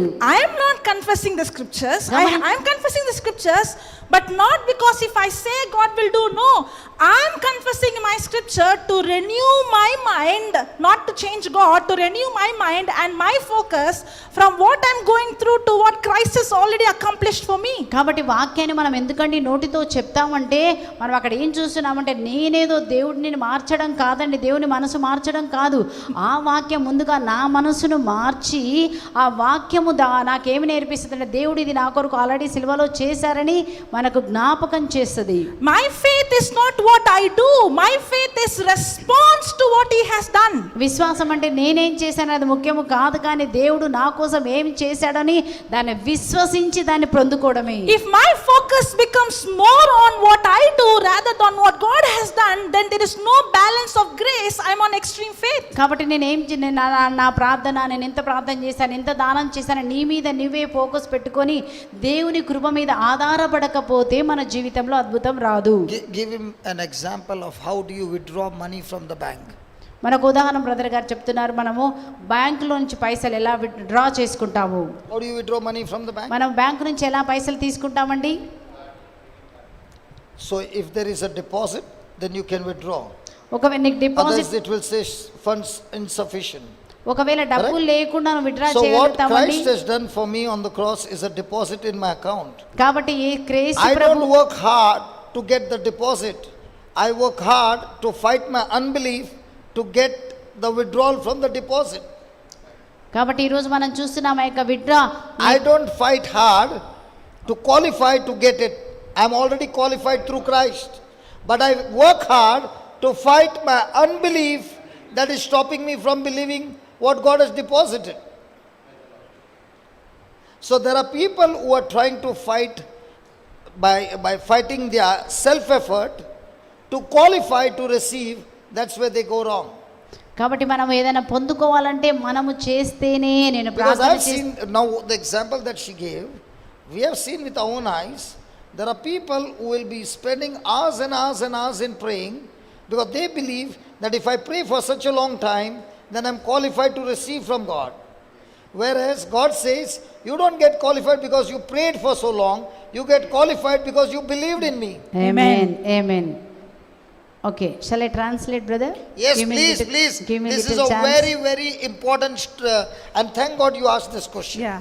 ఓకే, ఇన్ని రోజు మనం ఎంతసేపు మనం ప్రార్థన చేస్తున్నామో ఆ ప్రార్థనను బట్టి నాకు జవాబు వస్తుందని కాదండి. కానీ మనం ఎప్పుడైతే దేవుడు నా కోసం ఆల్రెడీ ఏదైతే సిలువలో చేశారని విశ్వసించి మనం తీసుకున్నప్పుడు, దేవుని కృప మీద ఆధారపడినప్పుడు మాత్రమే నీ ప్రార్థనకు జవాబు వచ్చును. దేవుడు నా కోసం ఏదైతే నేను కష్టపడాల్సిన పని లేదండి. నాకు అన్ని ప్రభు సిలువలో నాకు అన్ని ఆరోగ్యం ఇచ్చారు, అన్ని ఇచ్చారు, దేవుడు అన్ని పూర్తి చేశాడు. ఆ విశ్వాసముతో మనం వాగ్దానాలు ఎందుకు పలుకుతామంటే మన అవిశ్వాసము జయించడానికి మాత్రమే మనం వాక్యాన్ని నోటితో పలుకుతున్నాము. Praise the Lord. Praise the Lord. Thank you, Jesus. Thank you Jesus. That's why the scripture says, for grace, not only by grace, for by grace are you saved through faith. ఇక్కడ వాక్యం ఏమని చెప్తుందంటే విశ్వాసము ద్వారా కృప చేతనే మీరు రక్షించబడ్డారు. రెండు కావాలండి. Grace is what God has done. మరి కృప అన్నది దేవుడు ఏదైతే ఒక సిలువలో చేసి ముగించాడో దాని కృప. My faith is my response to what he has done. దేవుడు ఏం చేశారో దానికి మనం బాధ్యత వహించడమే విశ్వాసము. Grace gives, ఆ కృప అన్నది మనకి ఇస్తుంది, faith takes. ఆ విశ్వాసం ద్వారా మనం దాన్ని తీసుకోవాలి. Praise the Lord. Praise the Lord. And that's why the scripture says, for by grace are you saved through faith, and that not of yourselves, it is the gift of God. మీరు విశ్వాసము ద్వారా కృపచేతనే రక్షించబడి ఉన్నారు. ఇది మీ వలన కలిగినది కాదు, దేవుని వరమే. It is a gift of God. ఇది దేవుని వరమే. Praise God. Praise the Lord. So in the new covenant, ఇది నూతన నిబంధనలో we don't receive anything from God based on our performance. మన సొంత శక్తి చేత మన క్రియల చేత మనం ఏది పొందుకోమండి. But everything that we have received is as a free gift. కాబట్టి ప్రతిదీ కూడా మనం ఏమైతే పొందుకుంటున్నామో అది దేవుని నుంచి వచ్చిన మరి ఫ్రీగా ఉచితముగా పొందుకుంటున్నాము. Praise the Lord. Praise the Lord. Thank you, Jesus. Thank you Jesus. Hallelujah. Hallelujah. Now, in the new covenant, నూతన నిబంధనలో the battle is. మరి అక్కడ ఎలాంటి యుద్ధం ఉందంటే The battle is in our identity. మన యొక్క గుర్తింపులో ఉందండి. The devil always wants to attack our identity. మన యొక్క ఆ గుర్తింపును మనం ఎవరైనామో దాన్ని ప్రతిసారి సాతాను ఏం చేసి అటాక్ చేస్తాడు. Most of the time we connect our behavior to our identity. కాబట్టి మన ప్రవర్తన ప్రతిసారి మనం ఎవరైనామో దానికి కనెక్ట్ చేస్తామండి. That's what when Papa was saying about Paul. మరి అప్పుడు డాడ్ జాన్సన్ బ్రదర్ గారు చెప్తున్నారు పాల్ గురించి చెప్పినప్పుడు, Did he live on excess faith? ఆయన కేవలము మరి అధికమైన విశ్వాసముతోనే జీవించాడా? If he would see his own life, తన జీవితాన్ని మన పౌలు గారి జీవితాన్ని గమనించినట్లయితే he was persecuting the church. అతను ఏం చేశాడు? ముందుగా సంఘమును హింసించిన వ్యక్తి, He murdered many Christians. అనేక మంది క్రైస్తవులను చంపిన వ్యక్తి. If he would see himself in the flesh, ఒకవేళ 8వ అధ్యాయం మనం చూస్తున్నాము from verse 1, 1వ వచనం నుంచి, what I'm going to show you, it will look like Paul is a liar. It looks like Paul is a liar. Okay? Now see this. అక్కడ మనం చూసినట్లయితే పౌలు అక్కడ అబద్ధమాడే వ్యక్తిగా కనపడతారండి. And Saul was consenting unto his death. Whose death? Stephen's death. అక్కడ పౌలు సౌలుగా ఉన్నప్పుడు అక్కడ స్తేఫాను హత్య జరుగుతున్నప్పుడు హత్యని ఆమోదించినది ఎవరు అంటే సౌలే. Okay. Now, and at the time there was a great persecution అక్కడ మనం ఏం చూస్తున్నామంటే సంఘములో బలమైనటువంటి అధికమైన హింస జరుగుతున్న కాలం, against the church, మరి సంఘానికి వ్యతిరేకంగా హింసా కాలం అది, which was at Jerusalem. అక్కడ యెరూషలేములో భయంకరమైన క్రైస్తవులకు హింస జరుగుతున్న కాలం. And they were all scattered abroad throughout the regions of Judah and Samaria except the apostles. ఆ విధంగా అక్కడ ఉన్నటువంటి క్రైస్తవులందరూ యూదయ సమరయాలకంతా కూడా చెల్లాచెదరు చేయబడ్డారు. And devout men carried Stephen to his burial. కాబట్టి ఆ విధంగా మనం చూస్తున్నాం. ఆ యొక్క భక్తులందరూ కూడా ఏం చేస్తారంటే స్తేఫాన్ని చంపడానికి తీసుకెళ్తున్నారు. And made great lamentation over him. కాబట్టి ఆ విధంగా అక్కడ భయంకరంగా చేస్తున్నారు వాళ్ళు. As for Saul, మరి సౌలు అయితే he made havoc of the church, ఆ యొక్క సంఘమునంతా కూడా అల్లకల్లోలం చేసి హింస పెడుతూ ఉన్నాడు. entering into every house, ప్రతి ఇంటిలోనికి జొరబడి and hailing men and women committed them to prison. ఆ ప్రతి ఒక్క పురుషులను స్త్రీలను పట్టుకొని వీడ్చుకొని వస్తున్నాడు. Praise God. Praise the Lord. Thank you, Jesus. Thank you Jesus. Now can you see Paul, who was Saul? Did he murder? మరి చూడండి, మరి ఆయన పౌలు కాక ముందు సౌలు ఎంతమందిని చంపాడు? Did he persecuted the church? మరి చూడండి, ఆ యొక్క సంఘమును హింసించాడా లేదా? Did he make a havoc of the church? ఆ యొక్క సంఘమునంతా కూడా అల్లకల్లోలం చేసి హింస పెట్టాడా లేదా? Did he put all the man of God, woman of God in the prison? మరి అదే విధంగా దైవ సేవకులను కూడా మరి చెరసాలలో పెట్టించిన వ్యక్తిగా Now ఉన్నాడు. look at the same words of Paul in 2 Corinthians 7:2. అలాగే మనం చూస్తున్నాం మరి 2 కొరింథీయులకు రాసిన లేఖలో 7వ అధ్యాయం 2వ వచనంలో పౌలు గారి మాటలు చూడండి. These are the words of Paul, okay? పౌలు గారు ఏమని చెప్తున్నారు? 2 కొరింథీ 7:2 వచనంలో See what is he saying? ఆయన ఏమని చెప్తున్నారు చూడండి. Receive us. మమ్మును We have wronged no man. మమ్మును మీ హృదయములలో చేర్చుకొనుడి, మేమెవరికిని అన్యాయము చేయలేదు. What a big lie it is. చూడండి ఎంత అబద్ధం చెప్తున్నాడండి కదా. అక్కడ చూసినట్లయితే మరి పౌలు అబద్ధం చెప్పినట్టుగా కనపడుతుందండి. Yeah, brother. I can't hear you. No, what is he saying? He says that now he became a new man, then only saying he's transformed. After transformation, this confirmation. That's what he's saying. That's what I'm going to ఇప్పుడు show. నూతన వ్యక్తిగా మారాడు కాబట్టి ఈ వాక్యాన్ని ఒప్పుకుంటున్నాడు. Receive us, we have wronged no man. మమ్ములను మీ మేమెవరికిని అన్యాయం చేయలేదు, మమ్మను మీ హృదయంలో చేర్చుకొనుడి. We have corrupted no man. ఎవరిని మేము చెరపలేదు. We have defrauded no man. ఎవరిని మేము మోసము చేయలేదు. Paul, it looks like he's saying a lies. ఆ వాక్యం చదివినప్పుడు మనకి ఏమనిపిస్తుంది అంటే పౌలు అబద్ధం చెప్తున్నాడు కదా, but he's speaking the truth. కానీ అక్కడ సత్యం మాట్లాడుతున్నాడు. We just saw anyone who is in Christ is a new creature. ఇప్పుడే మనం చూసామండి, క్రీస్తునందున్న వాడు నూతన సృష్టి. Everything of the past, everything of the old is passed away. మరి గత జీవితము గతించిపోయినది, నూతన సృష్టిగా మార్చబడ్డాము. And all things things have become new.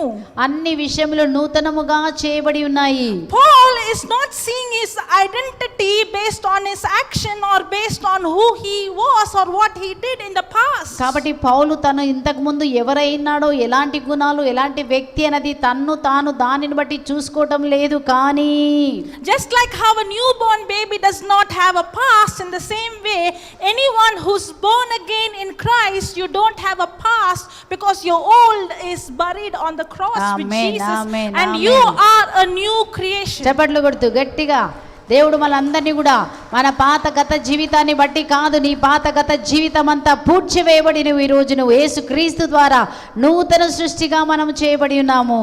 Praise the Lord. Praise the lord.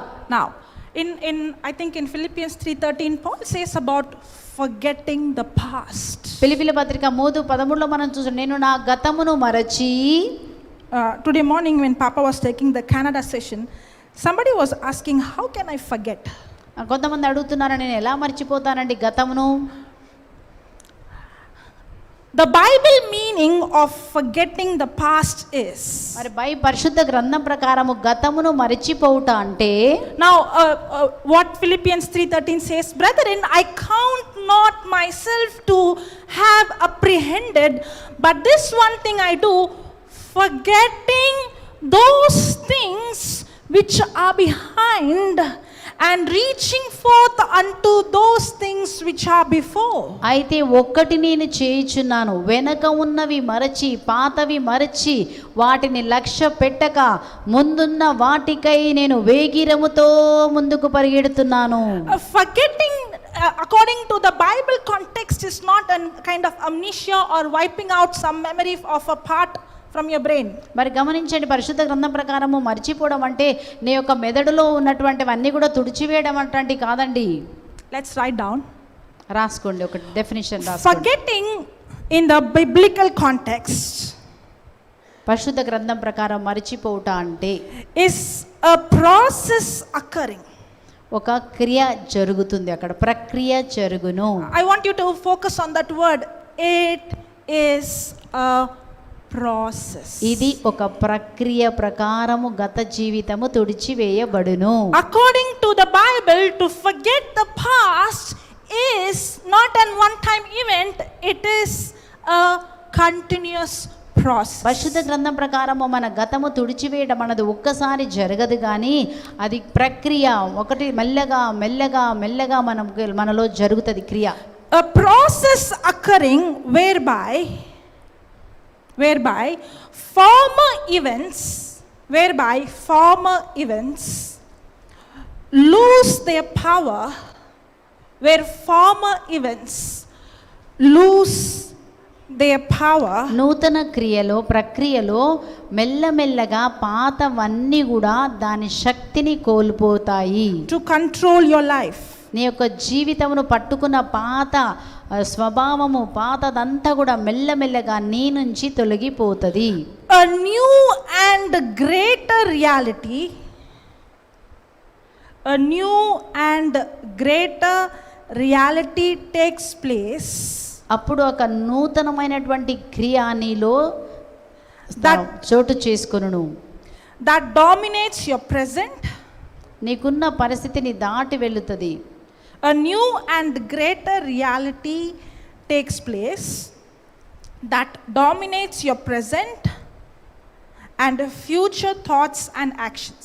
నీకున్న ప్రస్తుత పరిస్థితిని, రాబోతున్న ప్రతి పరిస్థితిని కూడా నువ్వు జయించి నూతన వ్యక్తిగా ఉండడానికి ప్రక్రియ జరిగించును.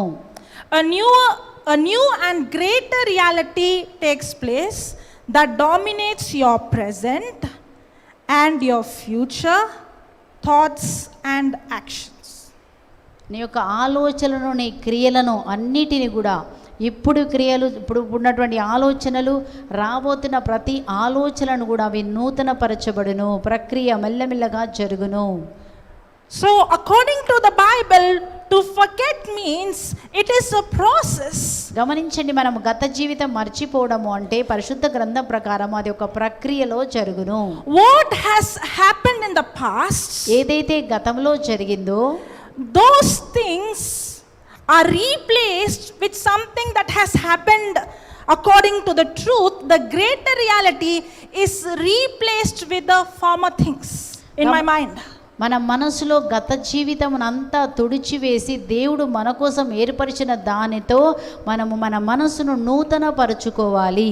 So renewing of your mind is replacement of the old way of lower thinking with the new way of higher thinking. నూతన పరచబడడం అంటే పాత యొక్క ధర్మశాస్త్రమును వదిలిపెట్టి నూతనటువంటి మన దేవుడు మనకు సిలువలో చేసిన దాని ద్వారా మనము ఈరోజు నూతన పరచబడాలి. The problem is not with our identity. నీ యొక్క సమస్య అనేది నేను ఎవరైనానన్నది కాదండి. When we were born again, we become brand new creature. గమనించండి, గతం ఏమైనా ఉండవచ్చు కానీ ఒక్కసారి నువ్వు యేసు క్రీస్తునందు వచ్చినప్పుడు నువ్వు నూతన సృష్టిగా మార్చబడి ఉన్నావు. And we are the righteousness of God. మనము క్రీస్తు యొక్క నీతిగా మార్చబడి ఉన్నాము. What is the meaning of the word righteousness? మరి గమనించండి, నీతి అనే మాటకు అర్థం ఏంటండి? Righteous means to have the very nature of God in me and right standing with God. Yes. అనగా దేవుని యొక్క స్వభావమును నేను కలిగి ఉండి దేవునితో నిలబడి ఉండడమే. దేవుని స్వభావములోనికి మనం మార్చబడి ఉన్నాము. So when I was born again, that very moment I become a brand new creature, and now I have God's very nature in me. కాబట్టి నేను ఎప్పుడైతే తిరిగి జన్మించబడ్డానో అప్పుడు నూతన సృష్టిగా మార్చబడి దేవుని స్వభావములోనికి నేను రాబడి ఉన్నాను. నా స్వభావం ఇప్పుడు దేవుని స్వభావమే నా స్వభావము. Now because I have made a new creature, I have right standing with God. Not because of what I did in the past, but today what I am because of the grace of God. మరి నూతన సృష్టిగా మార్చడం అంటే ఏంటి అంటే నేను గత జీవితంలో చేసిన దానిని బట్టి కాదండి, కానీ క్రీస్తు ద్వారా నూతన సృష్టిగా మార్చబడి దేవుని దగ్గర సమానత్వాన్ని మనము కలిగి ఉంటున్నాము. So in the biblical context, forgetting means it's a process of renewal of mind where what I did in the past or my action has no more control in the present, but what Christ has done for me on the cross, my mind is renewed, that now the truth has more authority and power over my thoughts, my action, rather than what I did in the past. కాబట్టి నూతనంగా సృష్టిగా గతాన్ని మర్చిపోవడం అంటే ఏంటి అంటే మనలో మెల్లమెల్లగా ప్రక్రియ జరుగుతుంది. ఎప్పుడు జరుగుతుంది? దేవుని వాక్యమును మనం ఎప్పుడైతే ధ్యానిస్తూ ఉంటామో దాన్ని మనం ధ్యానించి అలా చేస్తున్నప్పుడు ఏం జరుగుతుందంటే పాత స్వభావం నీలో నుంచి తీసివేయబడి మనం నూతన సృష్టిలోకి మనం మార్చబడుతున్నాము. What is right now controlling your thoughts? ఈ రోజు నీ మనసును ఏది పరిపాలిస్తుందండి? Even what happened few seconds ago is the past. మరి చూడండి, 2 నిమిషాల క్రితం జరిగినటువంటి గతము కూడా. But God's promise is not the past. మరి గమనించండి, మరి యొక్క దేవుని వాగ్దానం అయితే గతము కాదండి, It's now. ఇప్పుడు ఈ వాగ్దానం ఇప్పుడు కూడా మనకి లైవ్ గానే ఉంటుంది. When I say I'm forgetting the past means the past is not controlling my mind, but the promise, the word of God, Amen. is what is controlling my mind. ఆమేన్. ఎప్పుడైతే మనం చెప్తున్నామో గతము నన్ను పరిపాలించట్లేదు, నా మనసుని కానీ నా మనసుని ఏది పరిపాలిస్తుందంటే దేవుని వాగ్దానమే నా మనసుని పరిపాలిస్తుంది. యేసు నా కొరకు ఏం చేశారు అన్నదే నీ మనసును పరిపాలించాలి. The devil wants to attack our identity based on our action. కాబట్టి నీ యొక్క క్రియను బట్టి ప్రతిసారి సాతాను చెప్తుంది పాపి ఇట్లా అట్లా నీ గురించి చెప్తుండొచ్చు. Grace is not the license to sin. కాబట్టి మరి కృప అంటే మరి అది పాపం చేయడానికి ఇచ్చేటువంటి ఒక లైసెన్స్ కాదండి. In fact, grace is the empowerment to overcome sin. మరి యొక్క కృప ఏంటంటే పాపమును అధిగమించడానికి ఇవ్వబడినదే కృప. Because none of us can overcome sin with our own ability. That's why the grace of God is given us to empower us to కాబట్టి మన overcome. సొంత శక్తి చేత మనము పాపాన్ని జయించలేము కనుక దేవుడు మన బలహీనతలో తన బలమునిచ్చి మనము ప్రతి బలహీనతను జయించడానికి ఆయన శక్తిని ఇవ్వడమే కృప.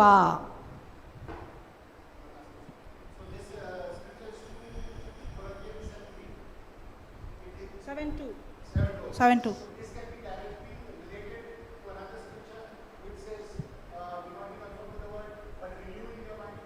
Yeah, so Paul is not seeing him based on what he did, but Paul is seeing him through the lens of grace. I am. That's why he's saying in 2 Corinthians or 1 Corinthians 15:10. What is he saying? I am what I am because of the grace of God. But then he's saying he's not leaving the grace to go vain. He labors more than everyone. I think he will preach on that later. కాబట్టి Yeah. Brother గారి తర్వాత మళ్ళీ మనకు దీని గురించి చక్కగా బోధిస్తారు. అందుకనే పౌలు అంటున్నాడు, నేను ఏమైనానో కృప వల్లనే నేను ఉన్నాను తప్ప నా సొంత పని కాదు, నా క్రియ కాదు, నా గొప్పతనము కాదు. Put the 9th verse also. Yeah. 1 కొరింథీయులకు రాసిన లేఖ 15:2 కూడా చూద్దామండి.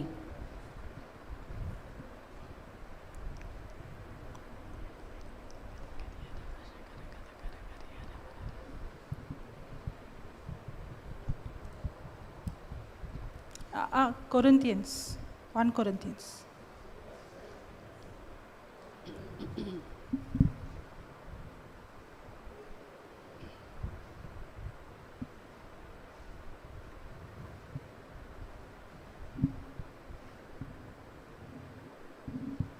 Yeah.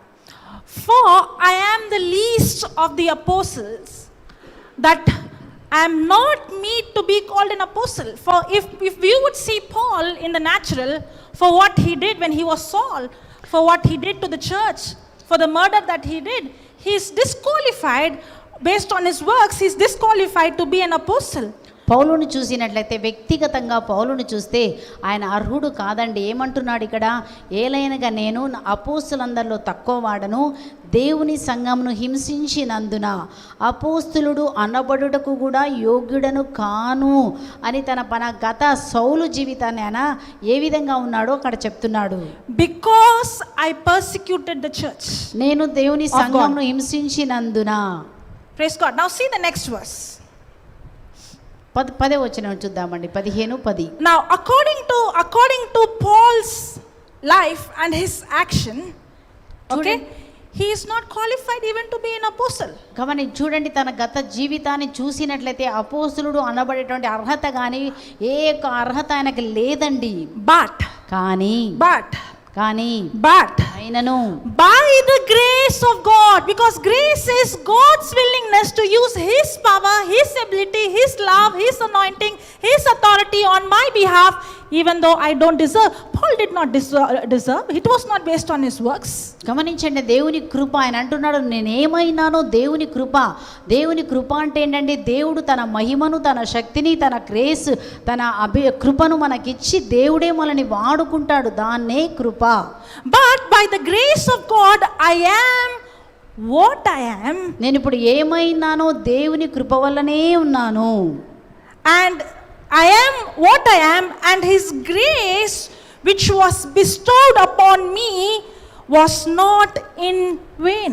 నాకు అనుగ్రహించబడిన ఆయన కృప నిష్ఫలము కాలేదు. కానీ Now Papa was talking about the buffet. Everything is laid. గమనించండి, మరి అక్కడ మనం పెళ్లి విందులో మనం చూస్తున్నాం, అక్కడ ఆహార పదార్థాలను అమర్చబడ్డాయి. It's given to you free. అందరికీ ఫ్రీగా వెళ్ళి భోజనం, పెళ్లి భోజనం అంటే ఫ్రీగా వెళ్ళి తినొచ్చు కదా. But you can take advantage and eat it, or you can take like a pickle and come. మరి మీ ఇష్టం అండి, మంచిది తింటారో లేదా నాకేమొద్దండి కొంచెం పచ్చడి తింటారంటే అది మీ ఇష్టం. But Paul is saying the grace that is bestowed towards me, I did not make it vain.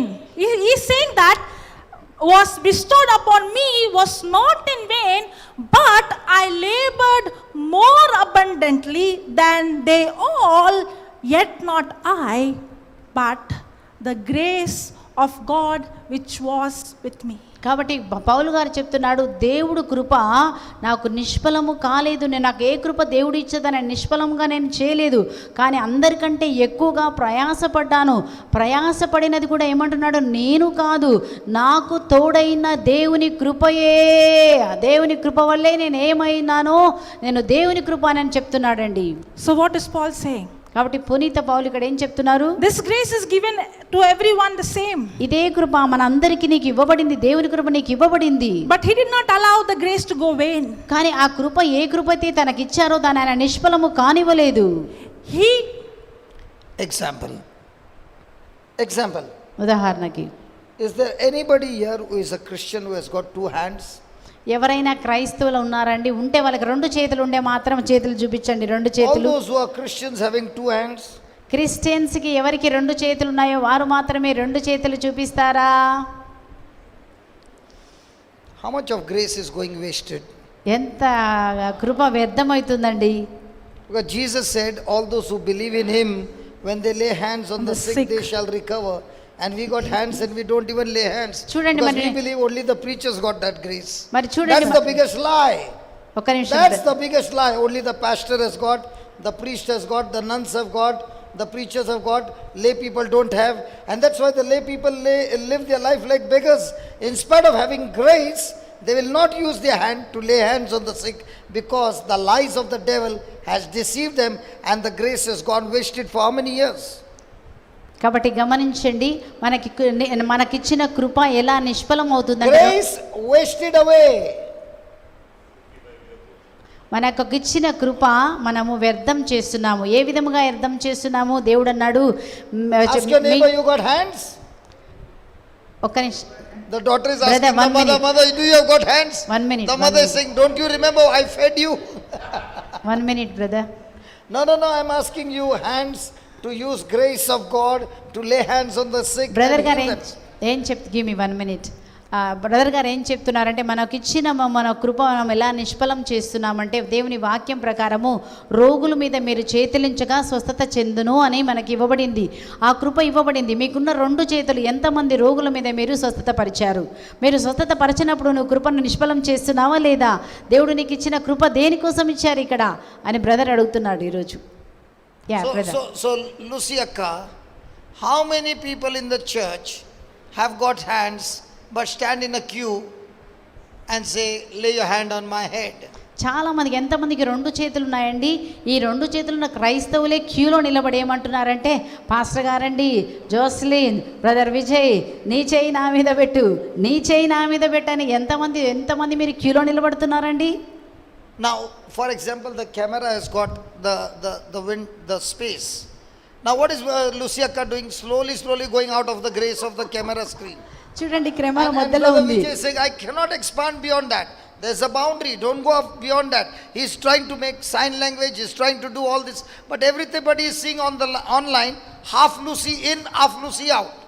కాబట్టి మనం ఏం చేస్తున్నామంటే, బౌండరీ లైన్లో ఉండాలండి. ఇక్కడ కెమెరా ఉంది, నేనేం చేస్తున్నాను, బ్రదర్ మాట వినపడాలని మెల్లగా బయటకు వచ్చేసాను. అప్పుడు హాఫే కనపడతాను. ఆ విధంగానే మన జీవితంలో నీవు గనుక దేవుడిచ్చిన కృపను వాడుకోకపోతే, దేవుని కృపను నిష్ఫలం చేయడం లేదా చేస్తున్నావా? నీవే వెళ్ళి క్యూలో నిలబడుతున్నావా? Now, Sister Lucy, example. He has put a screen right before you to see. But you're not interested in how you see. You are interested, I've got to preach the word. Whether I'm in the screen, out the screen, I don't care. But I want to preach the word.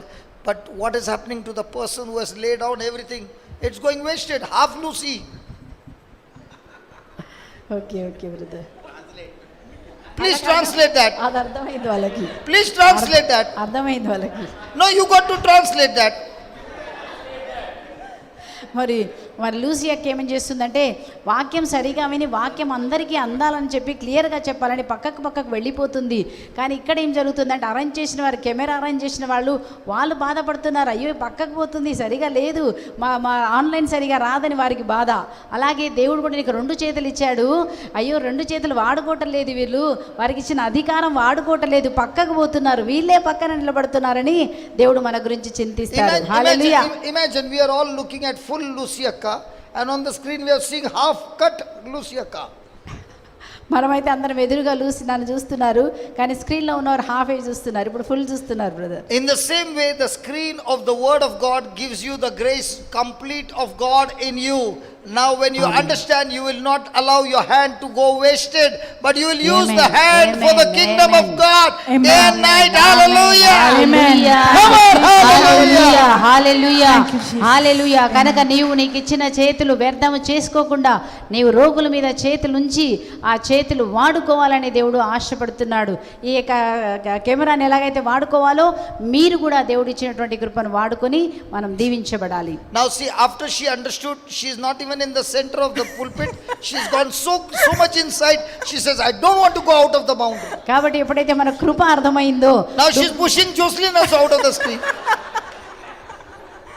మనకి ఎప్పుడైతే కృప నాకు ఇచ్చిన అధికారం ఏంటి, నేనేమి కలిగి ఉన్నానో అర్థం చేసుకుంటే అక్కడి నుంచి మనం కదలవండి. ఇప్పుడు లూసీ అక్క చూడండి, అక్కడి నుంచి కదలట్లేదు, జోస్లేని కూడా పక్కకు తోసేస్తుంది. So whatever happens, you tell what you want. I'm filled with the grace of God. I'm going to smile anyway. I'm going to be joyful anyway. That is again using the grace of God. I don't want to hear anything that is going to irritate me, but I will use what God has given me so much of love to smile and keep on smiling and keep on smiling and keep on smiling. కాబట్టి దేవుడు మనకి మన పరిస్థితి ఎట్లా ఉన్నప్పటికీ ఒకటి నిర్ణయం చేసుకోవాలి, దేవుని కృప నా మీద ఉన్నది కనుక నేను సంతోషంగానే ఉంటాను, ఆనందంగా ఉంటాను, సంతోషంగా ఉంటానని మాత్రమే మనం తీర్మానం చేసుకోవాలండి. You got hands? Are you using it? మీరు చేతులున్నాయా? How many years you did not use to lay hands on the sick? Tell me. చెప్పండి, మీకు చేతులున్నాయా? ఎన్ని సంవత్సరాలుగా మీ చేతులు రోగుల మీద పెట్టి ఉపయోగించలేదండి? చెప్పండి, ఎన్ని రోజులు? చెప్పండి.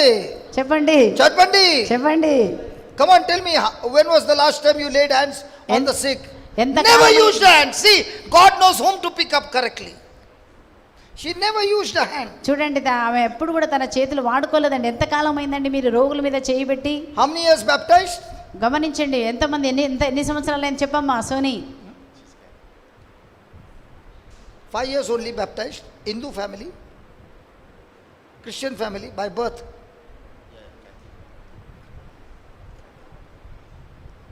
Okay, now you know Jesus from how many years? 10 years అమ్మా, గట్టిగా చెప్పు. 10 years.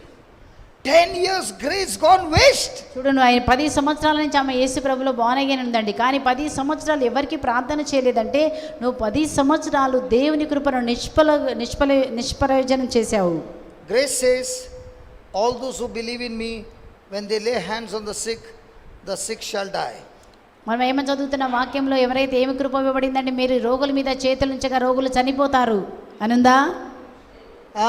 చెప్పండి, చెప్తున్నారు మీరు చేతులు ఉంచగా రోగులు చనిపోతారు. Or they will be healed.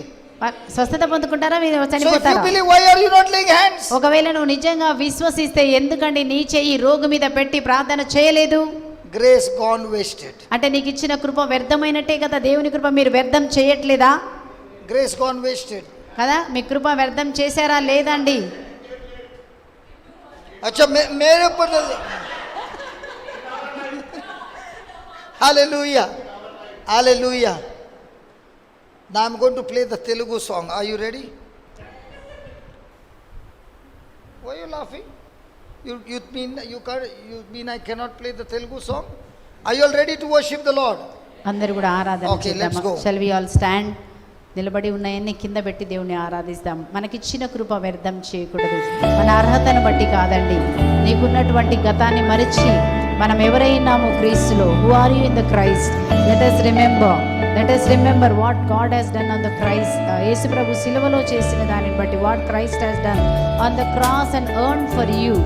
ఏ కృప దేవుడు నీకు ఇచ్చారో, ఏ కనికరం నీ మీద కుమ్మరించారో దాన్ని మనం వాడుకుందామా ఈరోజు మనం వాడుకుందాము. ఈరోజు మీరు నా నామములో దయ్యములను వెళ్ళగొడతారని చెప్పబడింది, దాన్ని బట్టి వాడుకుందాం. పోలిన వారెవరు, మేలు చేయు దేవుడవు, నిన్నే నమ్మితిన్ నా దేవా. నిన్ను పోలిన వారెవరు, మేలు చేయు దేవుడవు, నిన్నే నమ్మితిన్ నా దేవా. One more time. నిన్ను పోలిన వారెవరు, మేలు చేయు దేవుడవు, నిన్నే నమ్మితిన్ నా దేవా. Come on everybody.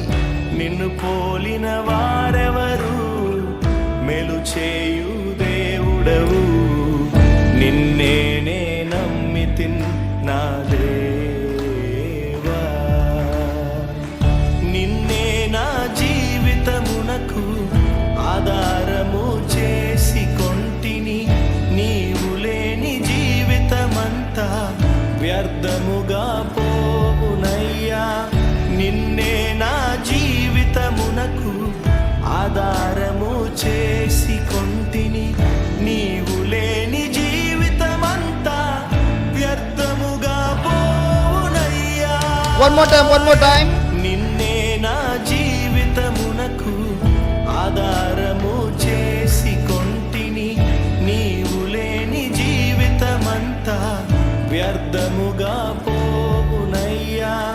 నిన్నే నా జీవితమునకు ఆధారము చేసి కొంటిని నీవు లేని జీవితమంతా వ్యర్థముగా Come on everybody, El Shaddai Aradhana.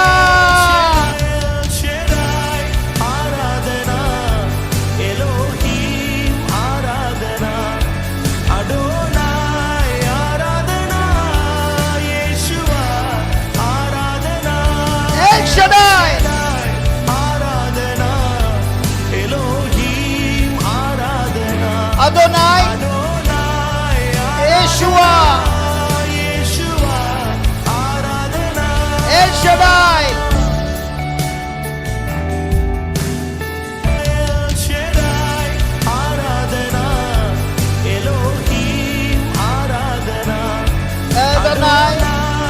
Aradhana, Yeshua. Yeshua Aradhana, El Shaddai. Shaddai Aradhana, Elohim Aradhana, Adonai Shaddai Aradhana, Elohim Aradhana, Adonai Aradhana, Yeshua. Yeshua Aradhana, One more time. El Shaddai. Aradhana, Elohim. Elohim Aradhana, Adonai. Adonai Aradhana, Yeshua. Yeshua Aradhana. Thank you, Jesus. Thank you, Lord. Thank you, Lord. Thank you, Jesus. Thank you, Jesus. కృంగియున్న నన్ను చూచి కన్నీటిని తుడిచితివయ్యా. కంటి పాపవాలే కాచి కరుణతో నడిపితివయ్యా. కృంగియున్న నన్ను చూచి కన్నీటిని తుడిచితివయ్యా. కంటి పాపవాలే కాచి కరుణతో నడిపితివయ్యా. One more time. కృంగియున్న నన్ను చూచి కన్నీటిని తుడిచితివయ్యా. కంటి పాపవాలే కాచి కరుణతో నడిపితివయ్యా. కృంగియున్న నన్ను చూచి కన్నీటిని తుడిచితివయ్యా. కంటి పాపవాలే కాచి One more time. కరుణతో One more time. One more time. One more time. కృంగియున్న నన్ను చూచి కన్నీటిని తుడిచితివయ్యా. కంటి పాపవాలే కాచి కరుణతో నడిపితివయ్యా. కృంగియున్న నన్ను చూచి కన్నీటిని తుడిచితివయ్యా. కంటి పాపవాలే కాచి కరుణతో Come on, everybody. El Shaddai. El Shaddai. Shaddai Aradhana. Elohim. Aradhana. Adonai. Aradhana. Yeshua. Aradhana. Come on, El Shaddai.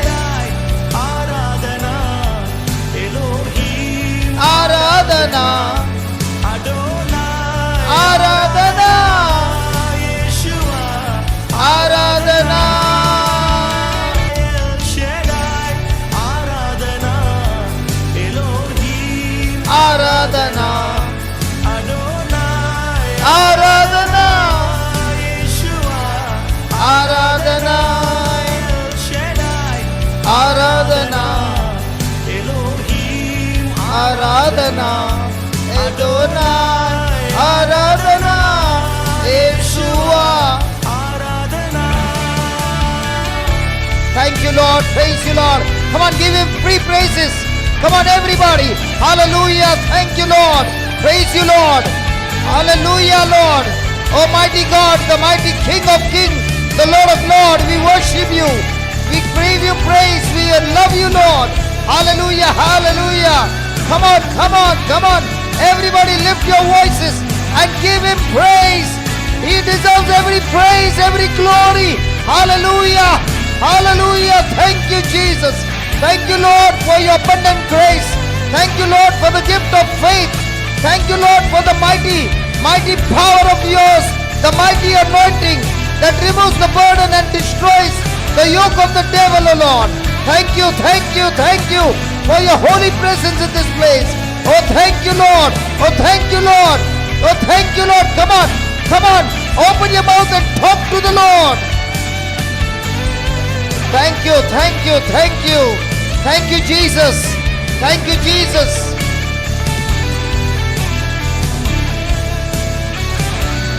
Thank you, Lord.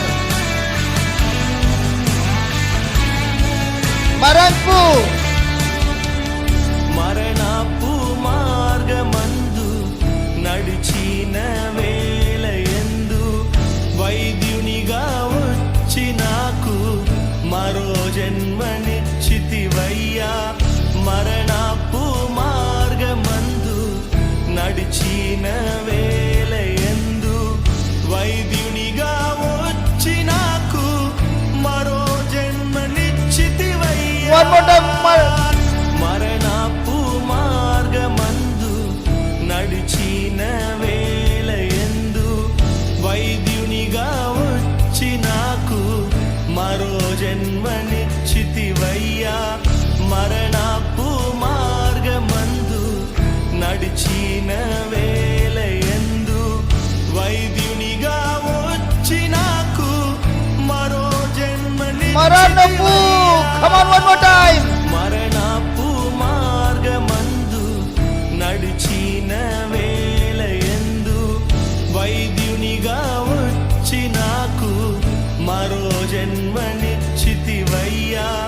మరణపు మార్గమందు నడిచిన వేళయందు వైద్యునిగా వచ్చి నాకు మరో Oh, El Shaddai Aradhana.